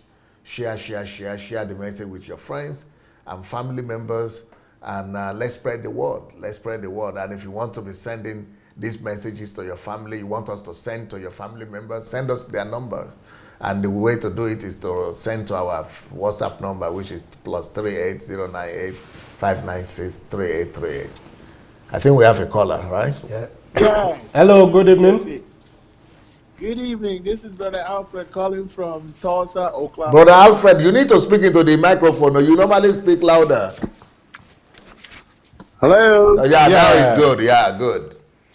DSA, good evening. It's afternoon over here. Yes. Hello, Brother Victor. Good evening. Come back up. It went down again. Let me increase the volume. What about now? Yeah, the way you were saying, when when you move closer, it was good. So you might need to. Okay, is it good now? Not so much, but we are hearing you anyway. I don't know why the connection now is so poor. No. Now it's very good now. Okay. Yes. Well, thank you so much for this program. Just a lot of stuff to talk about. See, DSA, one of the things I want to say is this truth that is going out there is having a lot of impact. But there's a thing that I think is confusing people. 1 Timothy chapter 1 verse 18, one of the scriptures that some of these prophets and preachers always quote. They tell people that Paul told Timothy to make war against the prophecy that was spoken for about his life. Yes. So they use that to justify when they give out some of these prophecies and then it doesn't come to pass. So they say, okay, that's the reason why if you didn't war for that prophecy through prayer and all those other things, then it might not come to pass. So it makes the people are really confused, because I've been in churches where some of these utterances have been given, but then it did not happen. So specifically on what happened in Nigeria, it makes it that people don't question. And the second point is that, first of all, that scripture is quoted out of context, because it's not exactly what that scripture is saying. So whenever you have time, maybe you can explain it for people to understand that there's no way where God is going to speak something and he wants you to cause it to come to pass. Because we have several prophecies in the Bible, even prophesied about Jesus from Isaiah, Nobody needed to worry about that to come to happen.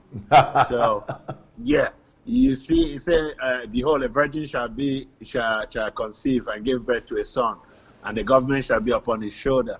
He said, on Ramah there was weeping, and Rachel crying for her children, for they were not found. All those prophecies happened when Jesus was born.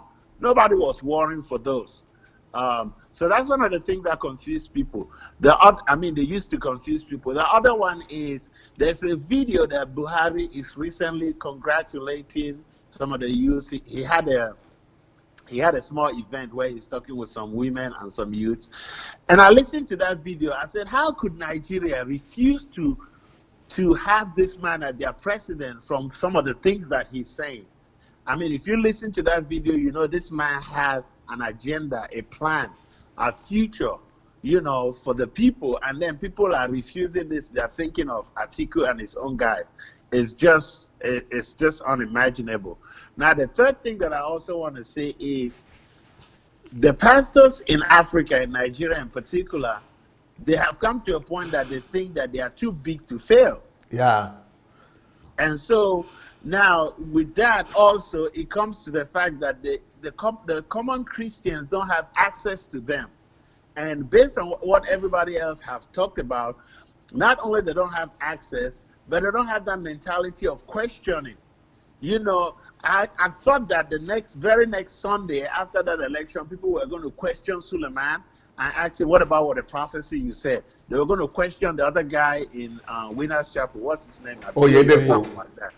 I mean, the other guy who had that, you remember that video? Abioye, yeah. Yeah, Abioye, correct. I thought people were going to question him, but nobody was saying that. So this aspect of being too big to fail has made these people, you know, they don't have access to it. But now, me living in America have known that there's nothing that is too big to fail. None. We saw it in this country. It always happened. So all these things that's going on, people should understand that they have the chances to fail. And then the last thing that I also want to say is that if people are questioning that, why should you talk about some of these big pastors and everything? There are certain things in the scripture that just came to my mind. You see the letters that was written to the 7 churches in the book of Revelation. Yes. Jesus, through the apostle John, rebuked these churches, brought out their faults, and brought out the good things they were doing. And it was written by John, and it's there for us to see it as an example. So are we trying to say that if God had told John what happened to those 7 churches, he was supposed to hide it and put it in the hiding? So we wouldn't have had the book of Revelation with those 7 letters. Yeah. So those are some of the things that when you look at, I thank you guys for what you're doing. And I think that this thing that has happened about this election has been a huge eye-opening, that people should open their eyes and begin to ask questions. Wow. Thank you so much. Beautiful, Alfred. Always wonderful. Always beautifully said. Thank you so much. Okay. So what do you say, Victor? Well, I really would wish, it's my wish, that people would take this opportunity to see there is a lifeline that has been given to them by God, to see that these people are charlatans, they are liars, there is nothing that is true that is in them. Their prophecies, it's not a mistake that it came to naught. It's simply because God did not speak to them in the first place. They only had a wish, and then they are trying to pin it on God. I think we have a call already, Victor. Yes, sir.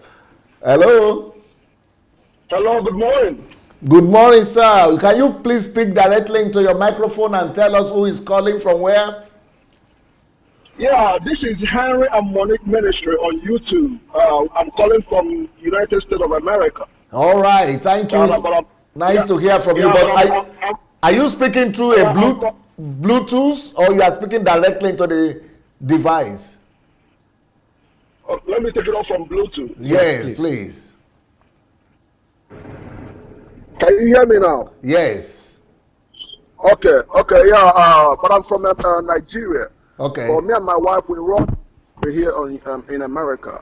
The reason why I'm calling is this. I've been watching some of your highlights, but I don't go in some videos because I want the Spirit of God to confirm from me with my spirit. Yes. You know, so everything that you have been saying and everything that I've been seeing on your thumbnails, God reveals to me concerning you, and I made a video about it, and it's up to 1,000 viewers right now. The reason why I'm saying this is a lot of people will come against you so much because they are not in spirit. You know, the Bible says we wrestle not against flesh and blood.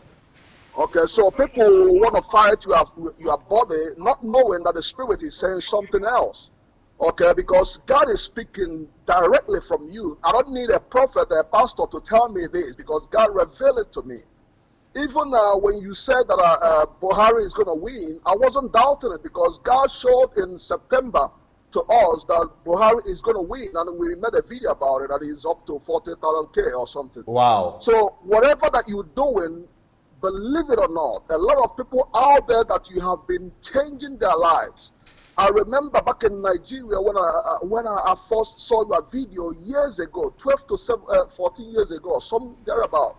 You did something concerning TB Joshua. Yes. And I was kind of like, why, you know? But at the same time, God began to dip in and reveal to me. Because I never want to answer this calling because I have seen, I was raised up in Catholic, my mom is a prophetess. So I've seen a lot of pastors, preachers, lying, deceiving people, you know. Even somebody, because I married an American citizen. So when I met her on Facebook, God did this for me. But do you know a prophet told me that there is something that he's going to do for me so that the marriage will work out. A sacrifice, a witchcraft. Wow. I said, God forbid me if God will give me this wife from Facebook that I never met her. Why would I have to sow a seed to make it come to pass? Why would I have to pay all this to make this manifest? That means it's not from God. Wow. So I stay off from. I'm not going to answer the calling that God called me. I said no because all these people are lying, deceiving people. I opened the church with a pastor. I was so ashamed what God revealed to me that made me to stop. God reveals to me that we are stealing people's money. We are robbing people. We was on a checking point, arresting people, taking money from them, and I have to stop going to that church. Wow. I was me and the pastor opened the church the same day. We fasted, we did all this. Wow. Okay, so why am I saying all these things? Since God has brought me in the ministry, He has opened my eyes. A lot of prophecies concerning Nigerian prophet that we have made, they all are liars. Don't get me wrong. There's a lot of good ones out there in Nigeria. Remnants, only remnants. Yes, but their voices are not been hearing because they are not into faith. They are not into like But all this like G.Os that you are talking about, every of them was on the pulpit confirming that our article has won. And all this. I was out here crying to people. Stop listening to these people. They take money from our back and they'll be in that witchcraft altar, because I call it witchcraft altar. You can't put an altar of God at the same time put an altar of witchcraft. You have to serve one. So who is speaking to you that is telling you that our article is going to win, or don't vote to Buhari? No, that's not the message. God doesn't lie on his message. He gives out his message, and it's always raw. When God told me and my wife that Trump is going to win, it was very raw. It was authentic. And we said it out. People come against us. People fight us. Even most of Nigerians created a website calling me and my wife a witchcraft. Wow. You know, and the prophecies came to pass. A lot of them came to pass. You know, and they conspire because they know, like right now, a man of God, they are coming against you through all these people on internet. Yes. They pay them. They know all these people how to get the message out. They know, okay, this person is going beyond boundary. We need to stop him. Yeah. Hey, you said that Sunday is a witchcraft or is man-made. Or they know what they're doing. Yeah. People I can't wait for the message of God to be going out there, because Nigerians, not only Nigerians, Africans. Some weeks ago, somebody raised a living dead. I don't know how to pronounce that. You know, this is what the Africans want to be seeing, and everybody will be screaming, wow, what a mighty God. Who mighty God? Which God are we talking about? Yeah. Was it the God of Abraham, Isaac, and Jacob? Which God are they talking about? Yeah. It took me a lot of time to decide on this ministry, because when you are really into seeing what people are doing, how they're turning against God, how they're lying, they have no fear of God anymore. Yeah. What they do, they don't care. And again, they cannot just step down because of their lies. Yeah. You know my point. Yes, You know, sir. like Yes, sir. all of them, they can never say, you know, because I've lied, I'm going to stop this. No. Like cheating on their wives and sleeping around, and God is showing this, is no more a big deal to some Africans. Yes. Yeah, like why would a true man of God sleep around? You have a wife. Yeah. Or you are single. Why do you still have to sleep around? Sometimes I'm like, God, can you just shut some people down? Like, can you just do something? I'm here in America and I'm a truck driver. And I promised myself that I would never ask for offering in my ministry. Wow. We don't ask for offering. We don't do. If anybody, I believe some people on here might know Henry and Money. We don't do it. Beautiful. I work hard. Beautiful. I work hard. I work almost 60 hours a week. Wow. 55 hours a week. I feed my family. I make sure that it's not about sowing seed. No. Yes. Why? Do you know these people will tell somebody, you sow a seed and that spirit, that demon will leave you? Who said that? Wow. The Bible said that Jesus fasted for 40 days and 40 nights. Satan was not afraid of his fasting. Satan appeared after the 40 days and 40 nights. I don't get this. I don't get it. You know, I don't get it. We go for God for miracle. If you're not doing it like what you were saying, they need a higher power. I'm going to a higher power. I want to. The other pastor, the other prophet is so powerful. What type of powerful are we talking about? They are practicing witchcraft and witch doctors. All those things are witchcraft. They know what they're doing. In the book of Ezekiel, God called him, he says, come, let me show you what is going on in that altar that people are worshiping. I'm not afraid of anybody. I'm not afraid of speaking the word of God. I spoke concerning TB Joshua in my video, is 30K plus. I spoke concerning Adeboye. God being revealed, and I'm not afraid of nobody. I will speak. Thank you so much, sir. Thank you so much. Call more often. We'll be happy to hear from you more often. Sure, I will. Thank you so much. If you will, you can check us out as well. But I'm not trying to. Yes, anytime. Just get in touch. Inbox me, and we'll be glad to invite you. And I will be so happy to meet a true man of God that speaks and fear nobody. Thank you, sir. Blessings. Be blessed. Bye. Bye. Oh, good. Well, it's like this thing is taking fire. Yeah. It's like this thing is going places. It's like God is connecting people of like spirits everywhere. People are coming on board, and God is awakening His church.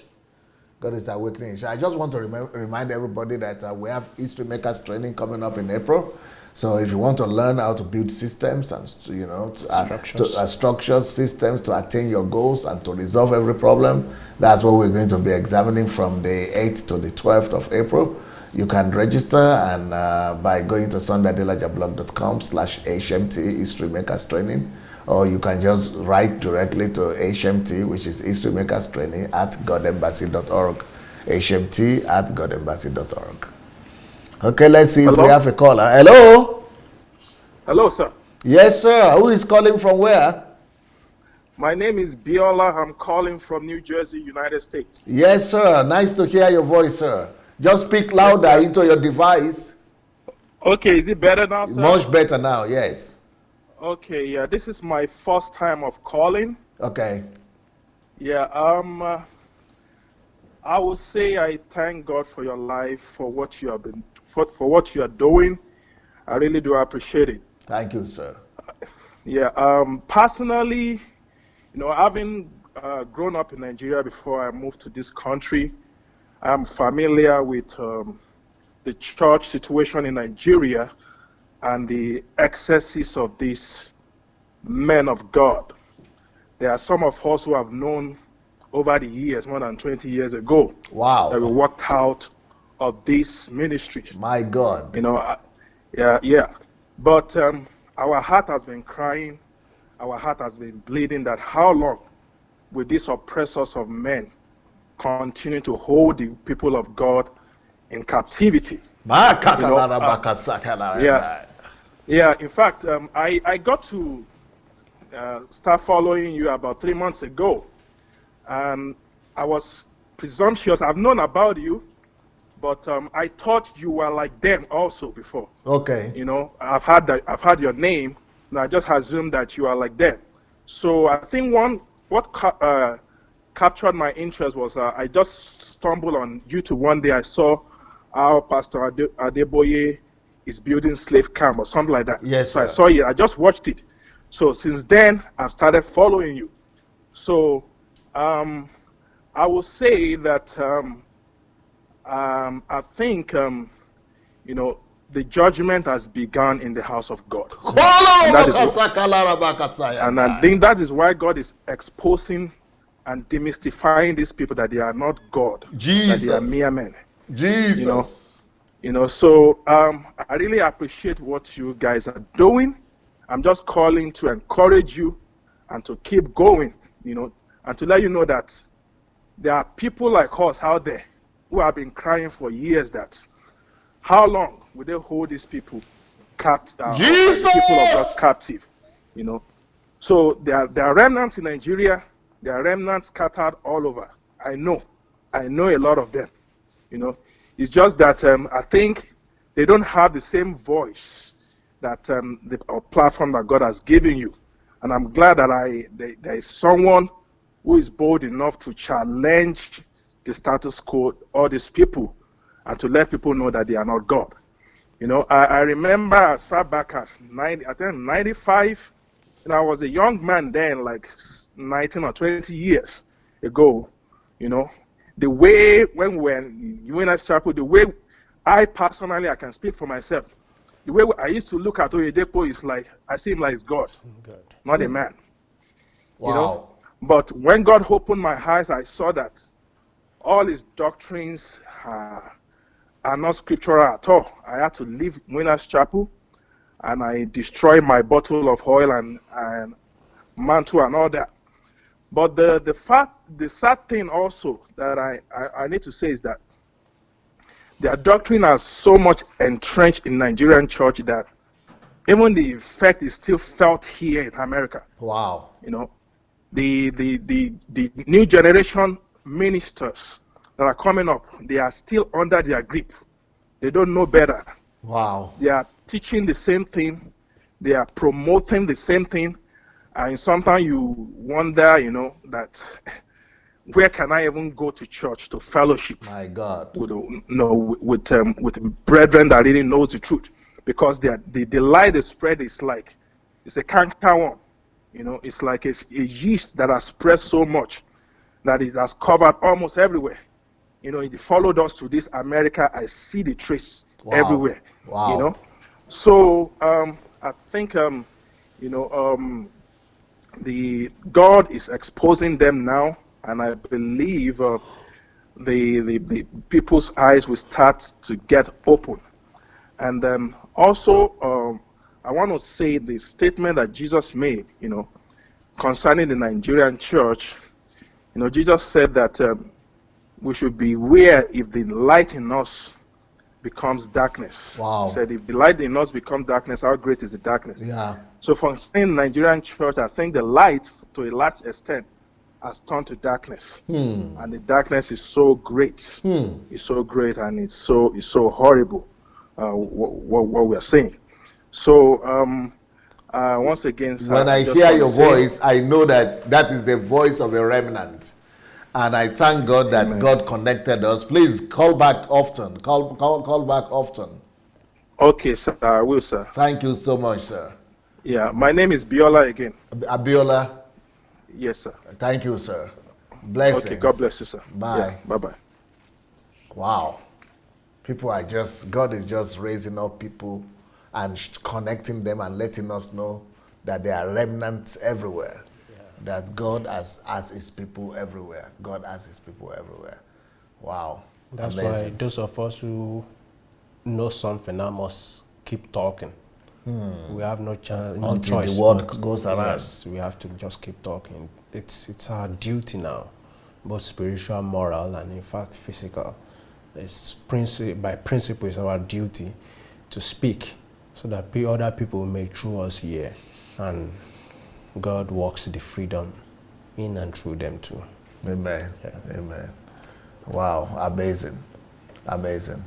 Well, you know, of course, the most important thing is that we should get all these programs to the ground in Nigeria.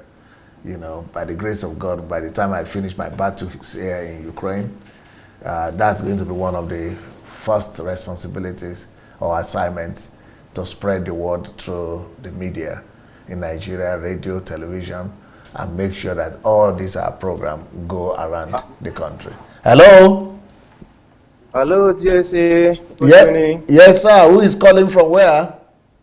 This is Derek Mamuba Yomenti from Cameroon. Derek from Cameroon?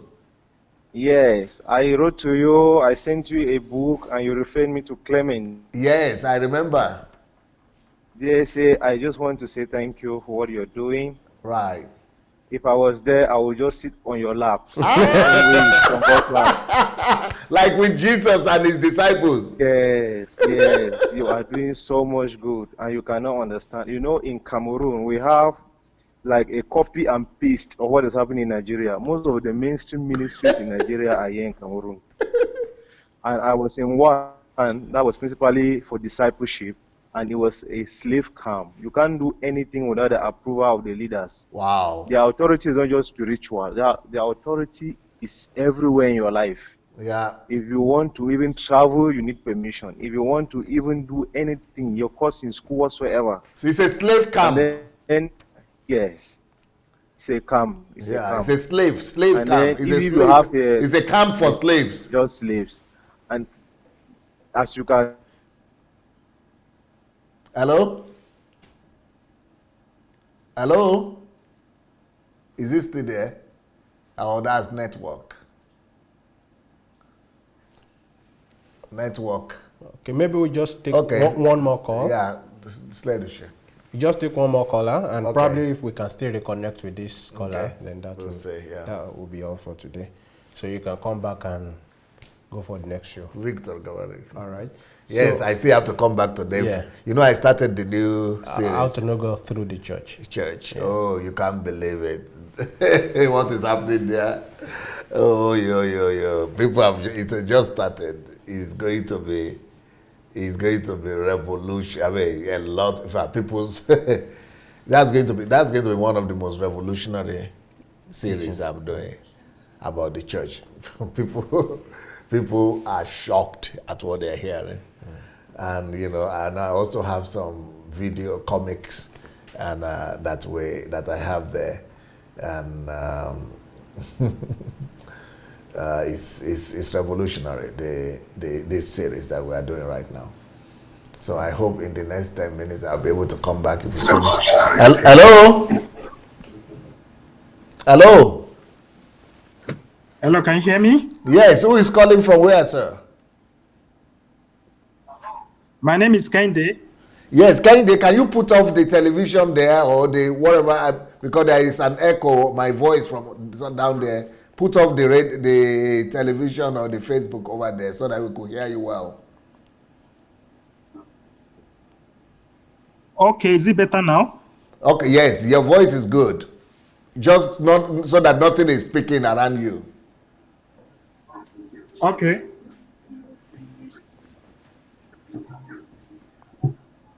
We are listening, sir. Okay, I just where are you calling? Where are you calling from? Calling from United States. Okay, Kainde. California and United States. Yes. Okay, I'm just what you've been doing or what you're doing. Yep. Really opened our eyes. And one thing I like is always says that we should all have a personal relationship with God. Yes, sir. Because, before I always look at all the pastors or whatever as a kind of God. Like I really the way they talk, the way they present their past, the way they see the saw vision for 50 hours and all these things, they always, get frightened that these are not ordinary human beings. No. But they are doing that just to captivate people. Yes. So since to you, I have actually thought about my life, and what we should look up to Jesus Christ himself. Yes. Just be like him. So we should have a personal relationship with God, and all these pastors are doing maybe miracles and everything. Probably we can also do that. Yes. So I've really learned a lot from you, honestly. One thing I noticed also is that we shouldn't put all the blames on these, the big pastors. I mean, those pastors. We should also look at what is happening in our environment, culture. Somebody mentioned it before. Culture has been up, hindrances to development in Africa as a, especially Yoruba culture, because I'm a Yoruba person. Yes. I can't talk about other people's culture. I've had. There was a time and I wanted to do direct entry to a university. So the university accepted, but I need to go back to my school for technique for I think the dean then or somebody there. And when I went back, the man was so hungry. Asked me to come and sign. Am I your mate? And he refused document, and I missed that opportunity. Wow. I had to over again from 100 level instead of starting from 200. And these are some of the things as done when a lecturer, because you see him as an elderly person. When I got to US, because I came in as a student, it's a different. Even Professor Emeritus, we speak, we chat, we have tea together. Yeah. That is not the case in Nigeria. So I think the problem we have is more than all these G.Os and everything. Even we have to start looking at how we can. Another, I forget. My immediate elder brother was a left. I don't know why your telephone is breaking. I'm actually using a computer system, actually. Okay, that's why it's breaking. Yeah, I'm to the computer. Okay. So another thing before my immediate elder brother is a left-handed person. When he was young, he was flogged throughout when he was in second hand. Because naturally, if he wants to give a teacher something, because it's the left hand to give, you understand what I'm saying? Maybe a technique and it will be flogged. So all this cultural stuff and everything, there's a way we need to stop. Some of them, but I think majority of them are just very oppressive. Very oppressive. Yes, very oppressive. Thank you so very much, Kainde. You made your Yes, sir. point. Very good point. We hope you call back next time. Thank you. All right, sir. Thank you, sir. God bless. Bye. Okay, is that all, or we still have I callers? think we'll take just one more. Okay. And that will be all. The end of it. Yeah. Okay. All right. So the books that we are talking about today is Life is Predictable, and it talks about life being based on principles. So you could, base your life on principles that will make your life predictable. And of course, the latest book I just wrote is called Non-Truth and Lies. And those are the things that are destroying our society, lies and non-truth. But we need to establish truth instead of non-truth and lie. Hello? Do you have a caller? Hello? Is there anybody Hello? there? Hello? Hello? Yes, this is T. Derek from Cameroon. I lost you because of network. Okay. Yes. Hello? So please go ahead. Yeah, so as I was saying, so these people have a way of keeping you down for, like myself, I've been in that fellowship since 2010. And till last year, you are not permitted to do anything. They keep calling you a potential leader, a floor monitor. You are not qualified. All you can do is prep meeting. Even when you have a burden to go and do something, they will want to. You can only do it if they permit you. If you go on your own, they call it rebellion. So you are never free. You have a potential. They need a spirituality about life. They just spiritualize everything such that you see life in an abnormal way, So they succeeded to put in us that if you go against your leaders, you are acting in rebellion, such that even when you are right, your conscience worries you. Wow. Even when you are correct, even when you are so convinced, your conscience will disturb you. Let me give an example. This thing you are doing, I have always had the call that God is calling me to prepare righteous men who can rule for God. Yes. But these people succeeded to put in our mind that it's not possible for a Christian to get to power. Wow. That in this world, it's not possible for a Christian to get to power. That the best Moses became, Joseph in Egypt, was a vice, not the Pharaoh. Wow. But you say, but what about David, who became king? God, they will still find a way to twist it. That no, that Jesus refused kingship that they gave him on earth. So it became now a doctrine that a Christian is supposed to be a king in this world. Wow. But in my heart, I've always seen that this thing doesn't balance, because when God was talking to me about my calling, he focused on Proverbs chapter 29, which says, when the righteous are in authority, the land will rejoice. Yes. But when the wicked are in authority, the land will mourn. And told me that anything you are doing as a ministry for me that cannot produce righteous men to rule for me in the land, you are wasting your time. But these people will succeed to remove from my mind. And then since I have no example in front of me, you keep having this double mind. Am I right? Am I wrong? And then even when God speaks, they have a way of saying that you must go and come. In fact, one doctrine that they thought is that when God speaks and you come to your spiritual father or your elder, he has the right to cancel it. Wow.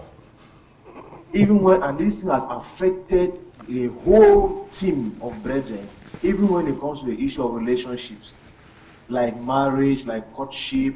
In fact, they enter the courtship and decide.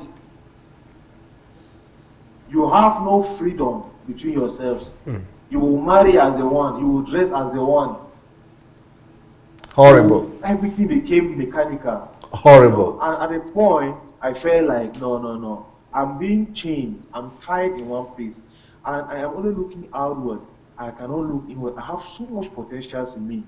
But everything is just dormant, because they keep telling you that it's church oriented, not to be nation building oriented. I told somebody that God did not create Adam to come and start a denomination. Yeah.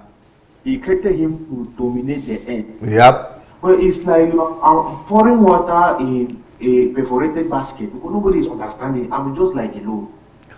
So with what you are doing, it became an encouragement to me because when I started talking about Jeremiah chapter 1 verse 10, that God said, go and pull down, go and scatter, and then before you build.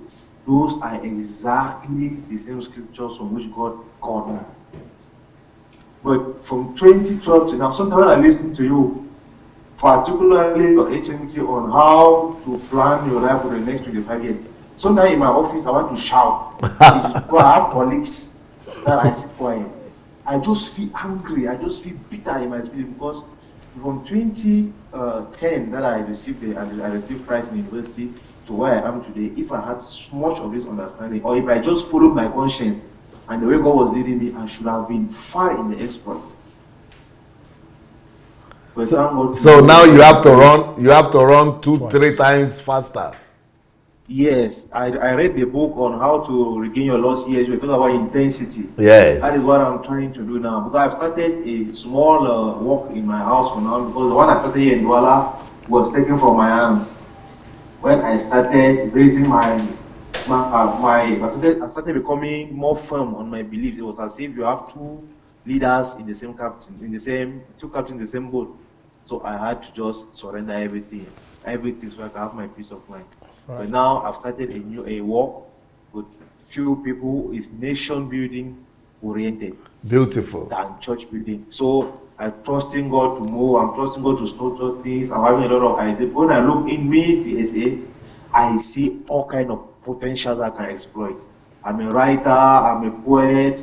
I'm everything. I'm a teacher. There are so many things in me. Now, thank God you got your freedom. I got my freedom. But I still have people around me who are still playing a double dance. But I told myself that in Babylon, it needs a Daniel to rise. Yes. And then the others will follow. You cannot be like the fish that paid that Jesus said, go and open the mouth, remove coin and pay our tax.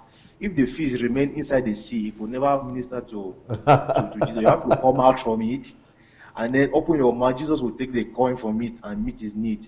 So that's why I told myself that I cannot be inside the same sea and then I'm trying to push a fish out of the sea. Let me go out first and minister to my master. So that is how. So now that's why I sent you my first book so that you could review it. But thank God you helped as much as good. But yes, I have a question. I don't know if this will be the right place to ask. You know, I've always had a doubt on this. Freely you have received, freely you should give. Okay, well, we have every Saturday. So I always had in my mind that all the things that God has put in me, I should give without any cost. I'm writing books. Should I put a price on it, or how do you manage it? I want to define everything. The most important thing is that your purpose shouldn't be to make money. Money shouldn't be your motivation. But because you are spending money on it, you are printing it for money. Nobody is going to print it for you for free. Yeah. So there are expenses. It's only the expenses, and then maybe a little so that you'll be able to print another one. Otherwise, if you just distribute it for free, you will not have money to do the other one. Just that it's not money that is driving you. That is all. Okay. Yes. But it has to have economic sense as well. Okay. Because I already have a number of books lined out that I want to read to understand this aspect. So I'm grateful. I'll call often. I've been following, but I don't call. But I think it's good to be calling. Yes. Thank you so much, Derek. Help us greet everybody in Africa. Yes. God bless you. Yes, I don't know. You are like Mount Zion that cannot be moved. I don't know how you can come to Cameroon even for one day. I'm already there now. That's why I'm talking to you right now, and you are seeing me there. Okay. No, physically, I want to jump on your back. Thank you, sir. Thank you so much. Blessings. Have a nice day. Bye-bye. You too. Bye. Thank you so much for the calls, and it's been a very good one to have listened to all the callers. And maybe there are people who still want to call, but unfortunately, I think we would have to end here today so we can. Because I still have to come back and do my next teaching. Yeah. So, but next week, you could join us, and you could also look and watch for the programs that are coming in the course of the week. Yeah, tomorrow we are going to have a very interesting program. It's going to be the Buhari that Nigerians don't know. Okay.